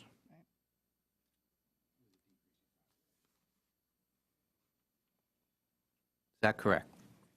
Yes, what's in this budget book is correct. Okay. So that's one. However, we also, from the budget, was 108 approved, we went up to 109 for 1.2 million. You've explained in here, and you explained how it was spent, so thank you for that. Where did the $1.2 million come from? What was reduced? What didn't we spend in order to fund that $1.2 million? The what? Was that from this school year? Oh, sorry, I wasn't following this. We have actually gone in and had to find the give-backs within our budget, which means we've gone back through all materials and supplies and had to make reductions throughout the school year. Right. Can we have a list of those? Yes. Do we have the give-backs in the Q&A? Yeah, we'll get those to you. Is that why that number went down? That bar chart graph went down? Materials and supplies? Yeah. Well, for 18-19 going into 19-20, no. He's talking about the current year, what was happening this current year. Right now, they've spent in the current year $1.2 million on salaries, on staff, more. I just want to know where that money came from. How we're closing the gap.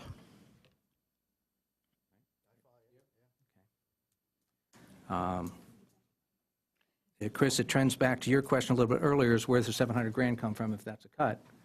We found 1.2 million last year. This is like half of that. Well, and I think that's part of what I was saying before, is the last 2 years, in September, we were already $1.2 million short in our special education. We were lucky that it wasn't special education and salary. Special education across the country and in Connecticut, generally people are having trouble balancing the budget for that 1.2. Yep. This year, that salary is unusual to see that 1.2 right there. Yeah, no question. It's just that a $4 million increase with a declining student population is something we should probably spend a little more time explaining, so it's clear to folks, because at first glance, that looks like a huge increase on a smaller student population. However, moving on, one of the, and again, part of what drives this is the contract. And just so everybody's clear, the contract is 3 years. It goes 1.5% in the first year, which was 2018, 2.9% in the second year, which is 2019, and 3.5% next year. So my concern with that is, one, and Dr. Jones, as we talked,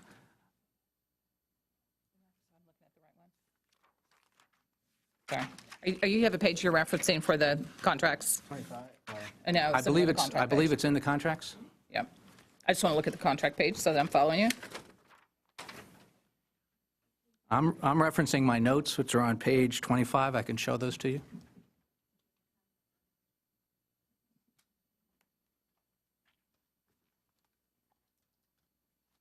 Yeah, keep going, sorry, I'll catch up with you.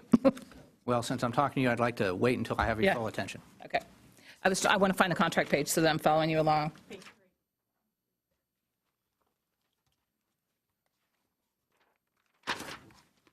Thank you.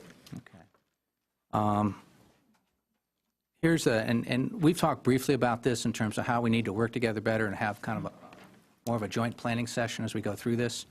The contract that was put together, and without questioning the amount that we're getting the teachers, because I certainly believe they deserve to get fairly paid, it's how we structure that.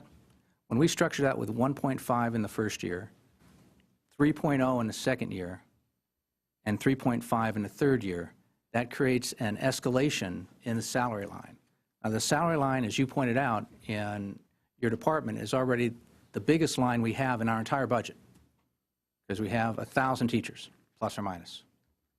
And have that being one of the largest increases per year that's going on drives the entire budget, certainly drives our tax increase.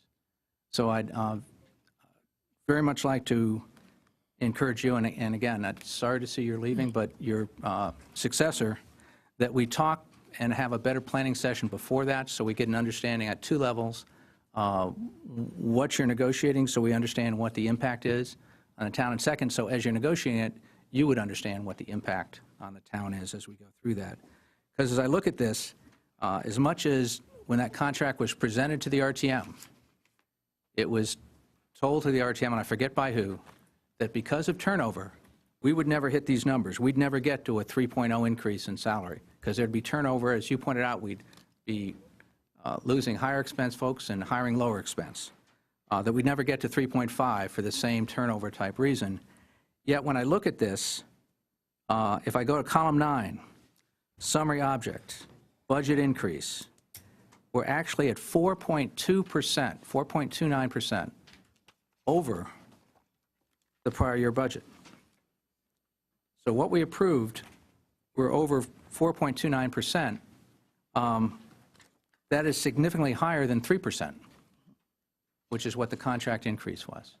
But that is not related directly to the teacher contract. The teacher contract is 2.1% of that 4% number. That's why that first, up on that top left for salaries, you have to take into consideration all of those other things that were happening in the salary line. But I do understand what you're saying, and we have many members of the board here that sit on those negotiating Dr. groups. Jones, believe me, I'm taking all of that into account. Yeah. The fact that we basically hired more people than were in the budget, Right. that impacted the contract.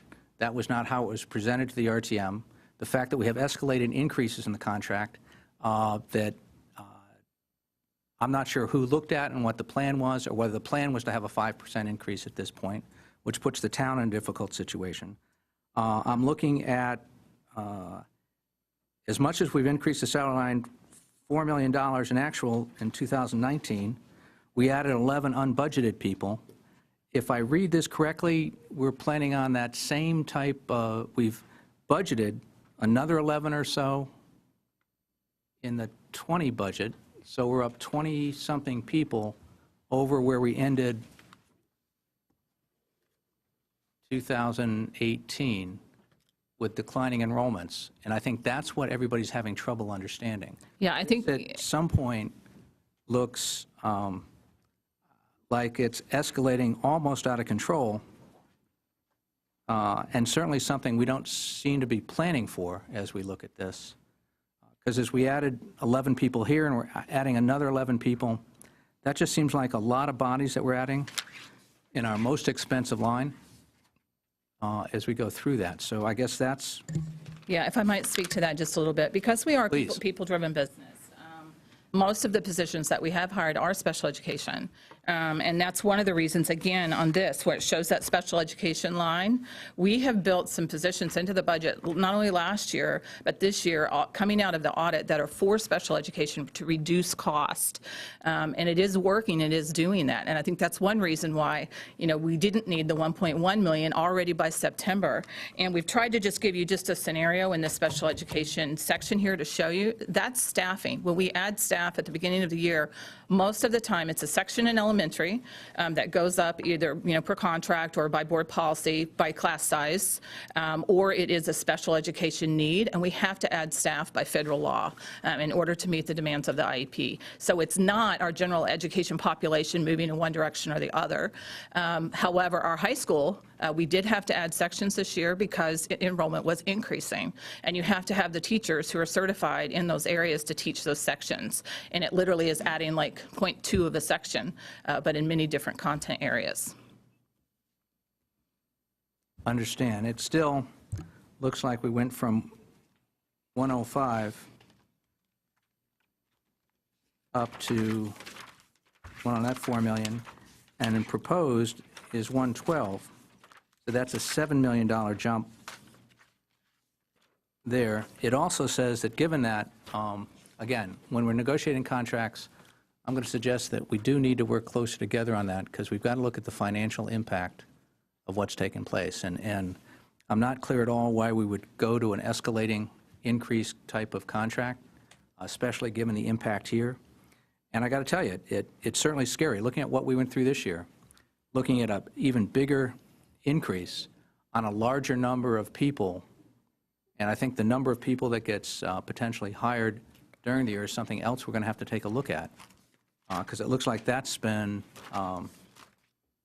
one of the drivers for not the total increase, but for accelerating the increase as we go through this. So Right, I think that's... And in any school district, that has, some years we are reducing sections, some years we're adding. And again, Connecticut is a bargain state. So when we go over a certain amount of class sizes, certain amount of sections, that's it. We have to add staff. And that's not, it's not our prerogative to say yes or no on many of those positions.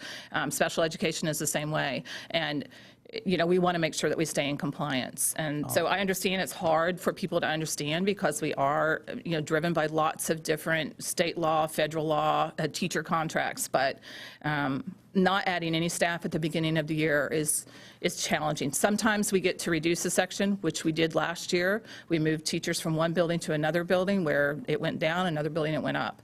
But it's driven by class size and numbers that we can't predict. Just goes back to what I was saying 20 minutes ago. If we had to add high school classrooms or high school programs, why did we add 12 open choice students? Because I fully believe, as a school superintendent who's been doing this for 30 years, that a high school of 1,500 students can absorb 6 students without having any cost to classroom sections. And we make sure that that's how we schedule them. And by the time those students come to us, they are also some of the very last students to enroll. So there are electives that are full. We don't add them to a full elective, just like we would do our students if they moved here in August. They take those electives where there are open seats. And I do not believe that 6 students had a huge impact in a high school of 1,500 and for either high school. All right, one of the other points that you made in your Board of Ed presentation was about the maintenance and how we had deferred maintenance for a number of years, and we did a bunch of catch-up this year. How do we stand on maintenance? Are we caught up? Do we have a plan in place for what it's going to mean in future years? How does that all look? I would say that in our facilities, it is a challenge, and I would not be truthful if I stood here and said that it wasn't. Everything from, HVAC to the air quality issues that we've had this year, the flooding that we have been challenged with. And I would, to credit to Mr. Collin and his staff, they've done a really good job trying to stay on top of it. But on page 154 in the budget book is where you see the list. And it's, those are the projects that are getting done. And that's not a whole lot in this budget when you think we have 17 different facilities. No, my question is that a big deal was made over how much deferred maintenance that we had over the past few years. does this budget catch us up, or what is the plan to get caught up? What are we looking for in future years? That, when you say to get caught up, I think we're so far behind that if I were to bring a budget forward that really brought our buildings where we think they need to be, it would be untenable to the town, and I think that's part of the discussion that the board is having right now. They're having facilities discussions. Unfortunately, the first two got snowed out, but just starting that discussion about things like air and how can you have buildings that are more efficient, and which buildings need roofs, and there is a replacement cycle. But even on the waterfall, if we push things out, that means things are deferred. And I think Dwight is probably a good example where one of the biggest challenges we were dealing with this year were the restrooms. And if you go back to, I want to say 2007, that's when it first appeared in the waterfall, and it did for a year or two to do certain work there, and it didn't make the cut by the time we got through it. And so, coming back and trying to do it's just trying to choose what is the best project to do today, and getting out of reactive and being proactive. And again, our management systems are helping us to do that. And I think, like on the roof, Mr. Collin would tell you we're getting into a really good cycle, working on that with HVAC, but there are still a lot of challenges around the district. And also, as we renovate buildings, that helps. Obviously, Holland Hills is going to be in a different place in September than where it was 2 years ago. Yeah. I guess that's what I'm getting back to. You mentioned some of the capital planning in the waterfall chart. Those are our bigger capital projects, right, either non-recurring or capital. What we're talking about in terms of driving the operating budget is deferred maintenance on items that are not capital plant projects. It's in here, too. That's what's just... Yeah, we have a big list. My question is... Is it in the packet, maybe? Yeah. Is it in their packet? Yeah. Sorry, okay. So that's what I was just trying to dig for. I thought it was actually in the budget book. It's in your packet. Was there a fold-out for you? It shows you all of the projects that were put forward this year that are believed they need to be done. And what was in yellow are the projects that actually made the list after several different vettings.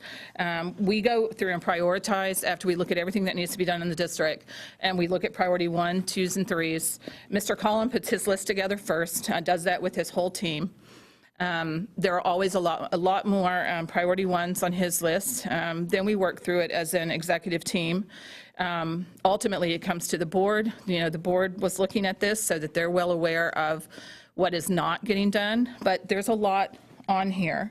And when you look at all the things that are in white and priority 2s, and carpet replacement is important. I mean, that's part of your air quality. That's part of making sure you don't have moldy old carpets that children are sitting on and causing allergies. But there are things in here that did not make the list.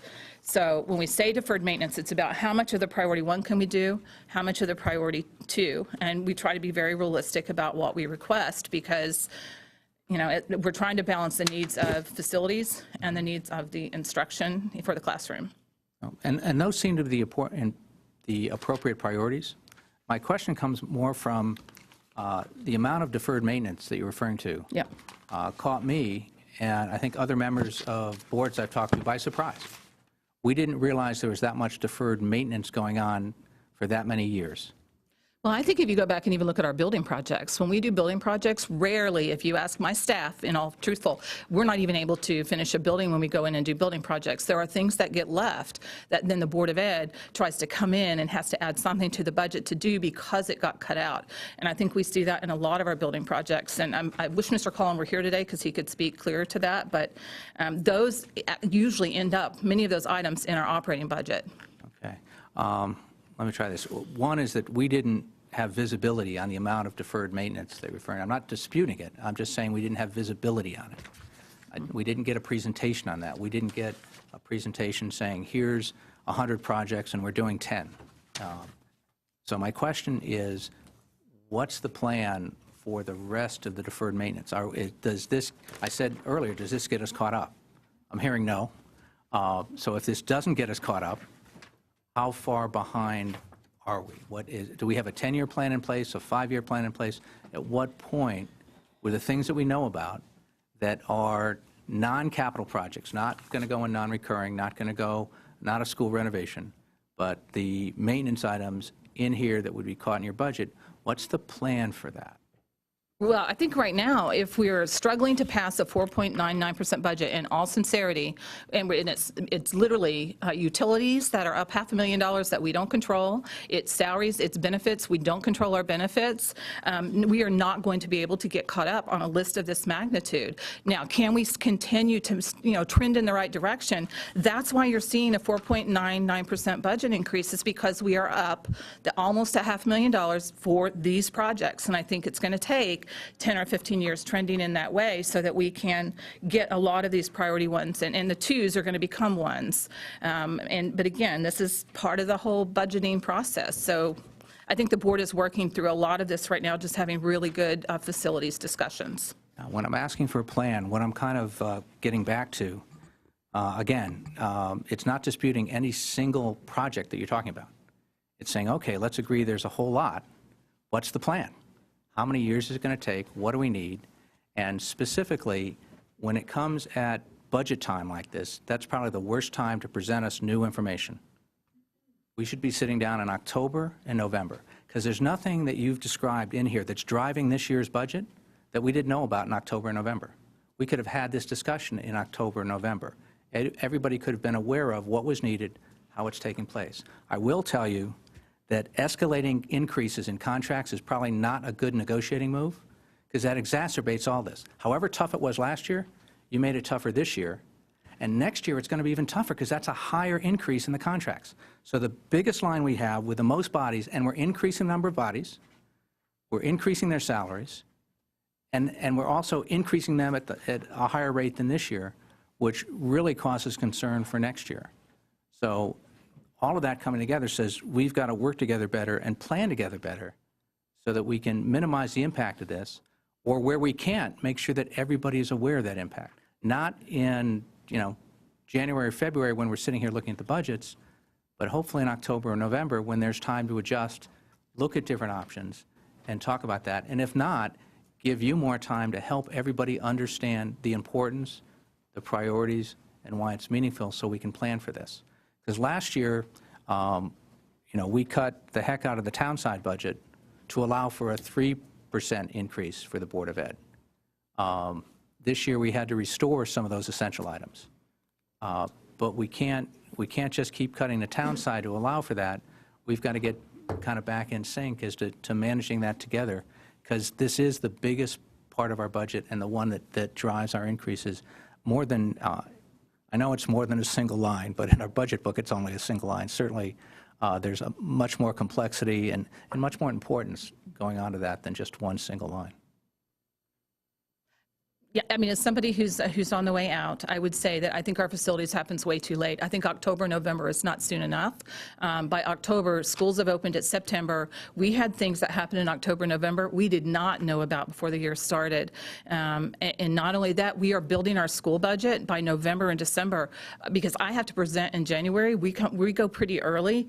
It would be wonderful to be able to have facility summits like in the spring when, we know what's on the priority 1, 2, and 3 and what's actually been funded. So, I mean, I would just share that. I think from the school side, it is difficult. I would also say that over the last decade, the town has seen the same increases, if not slightly higher than the schools. And I don't think it's good for us to Town has averaged 1%. Well, if you go back and you look at the increase year over year, I'm not talking about the last 2 years, look at the last decade, it's been almost the same. The last 5 years, the Board of Ed's averaged 3%. Look at the last decade. That's what I'm saying. Okay. Okay. However, let me just say that happy to talk anytime. What I'm suggesting is January and February is way too late. You're suggesting October and November is way too late. Happy to do it sooner than that. Any further comments or questions from the board? I had one about the enrollment projections. I hate to go back to it, but I do want to. On what basis do we have that they're going up next year? Because everything I've seen and heard that, it's declining. What are we using? That's the McGlone and McBroom estimate? When you look at, are you talking about high school? I'm talking about, well, overall, because it had it going down this year, but it has it going back up next year. And I assume the only way it goes down next year is people transferring in to different grade levels, open choice, or we add more elementary school in the kindergarten level comes in. You can actually add, anywhere. Children move in at all different grade levels, but our high school was actually up this year. Now, what you're seeing, there is a projection in here that Malone and McBroom did last year.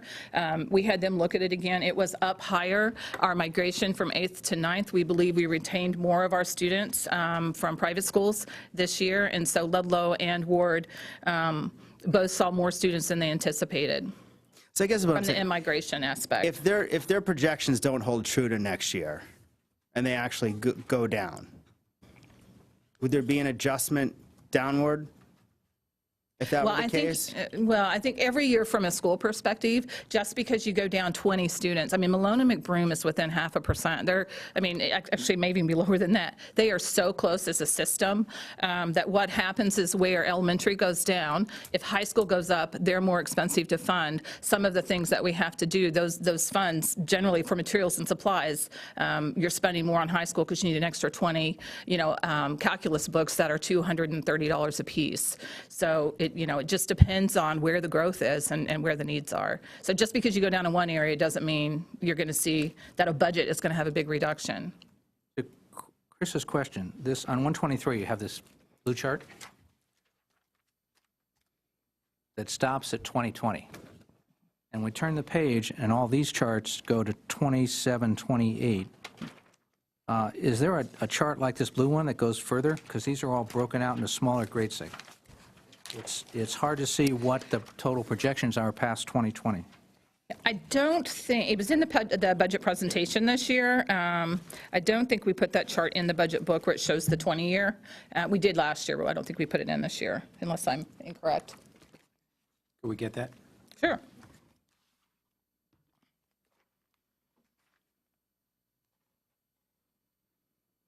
All right, any further questions from the board? Dr. Jones, thank you to you and your staff in braving the snows to get here and being flexible enough to get in here, even though the rest of the school district had a day off. Thank you very much for that. Thank you. Thank you. Thanks, guys.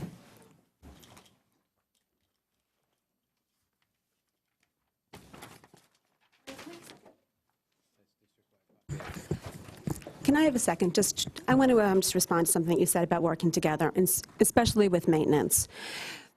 The board unanimously approved this budget, and the direction to the superintendent was to really focus on maintenance. And a lot of that came out of things that happened in October with our schools. As everybody knows, it was a very humid fall that caused some real issues in our buildings. And as anyone who owns a home knows, sometimes you can't necessarily predict what your maintenance project is going to be. And I think that we found that in the school district this year, and the board took a look at what we need to do moving forward. We saw HVAC as being an issue in a lot of our schools. Most of them do not have full air conditioning. I think everybody knows what humidity can do to a building, and it comes with cost by doing nothing. If you look at the maintenance projects in the budget book, many of them are on preventative maintenance projects. We're at 25 years. We've taken it to the end, and we can either not address it and keep our fingers crossed and have it break and spend $80,000 to fix it, only to have it come back again next year, as we did with the Ludlow tennis courts, or we can say we need to address this stuff now, put the money up front, and hopefully save costs later on.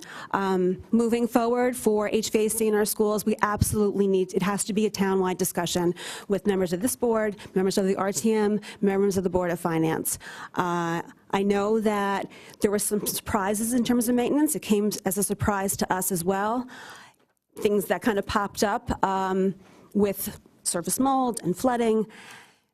And the priority 1 items on this list that are before you now may not have been priority 1 items last spring. Sometimes the need pushes things to the front. Things that are priority 2 on this list may have been priority 2 for years. So as you look at it and you think about maintenance, I don't want you to think that we're ever going to be caught up. Our schools, many of them are over 50 years old. Maintenance, unfortunately, is never over. And so I look forward to future discussions with all of you. Thank you. Thank you. Thank you. Yeah, I think that you're probably catching some of us being a little defensive, because when somebody talks deferred maintenance, we look to ourselves and say, what did we do or what could we have done? And I think what I'm suggesting is that nobody ever made a presentation and said, we have all this deferred maintenance. I understand some things come up, like any home or any building or any project, and certainly those things happen on the town side too, or in any commercial building. However, when it's this magnitude spread over this amount of time, I'm not sure anybody here was aware of that. And I don't want the impression that these boards have been not approving these items, or as we've gone through with that, we haven't had that presentation. So when I talk about this, it's not any one project that you're talking about. It's about communication and planning. So I'm still sitting here saying, I know we have a lot to do. What I want to know is, what does that mean for next year and the year after? What's the plan? Which of these, the number one priority things get done this year, if I read this book correctly? All the number twos, there's 40 or 50 number twos. My question is, which of those number twos get done next year, or the year after, or the year after that, so we can see that coming? So it's not a surprise. I think that the board, as you pointed out, was in a difficult situation, trying to catch up on historical deferred maintenance, as well as addressing some things that came up in the fall, if I understood your comments correctly. That creates a peak. Well, that peak comes at the same time that our labor contract's peaking. That peak comes at the same time where we've been adding staff. So all those things come together to create a perfect storm. Unless somebody's going to tell me we planned on a 5% increase, because with the exception of a few of the maintenance projects, everything else was predictable. Some of the ones that came up in the fall, I agree with you. Those are surprises. Everything else shouldn't have been a surprise. We knew that coming a year ago. We could have been talking about this a year ago.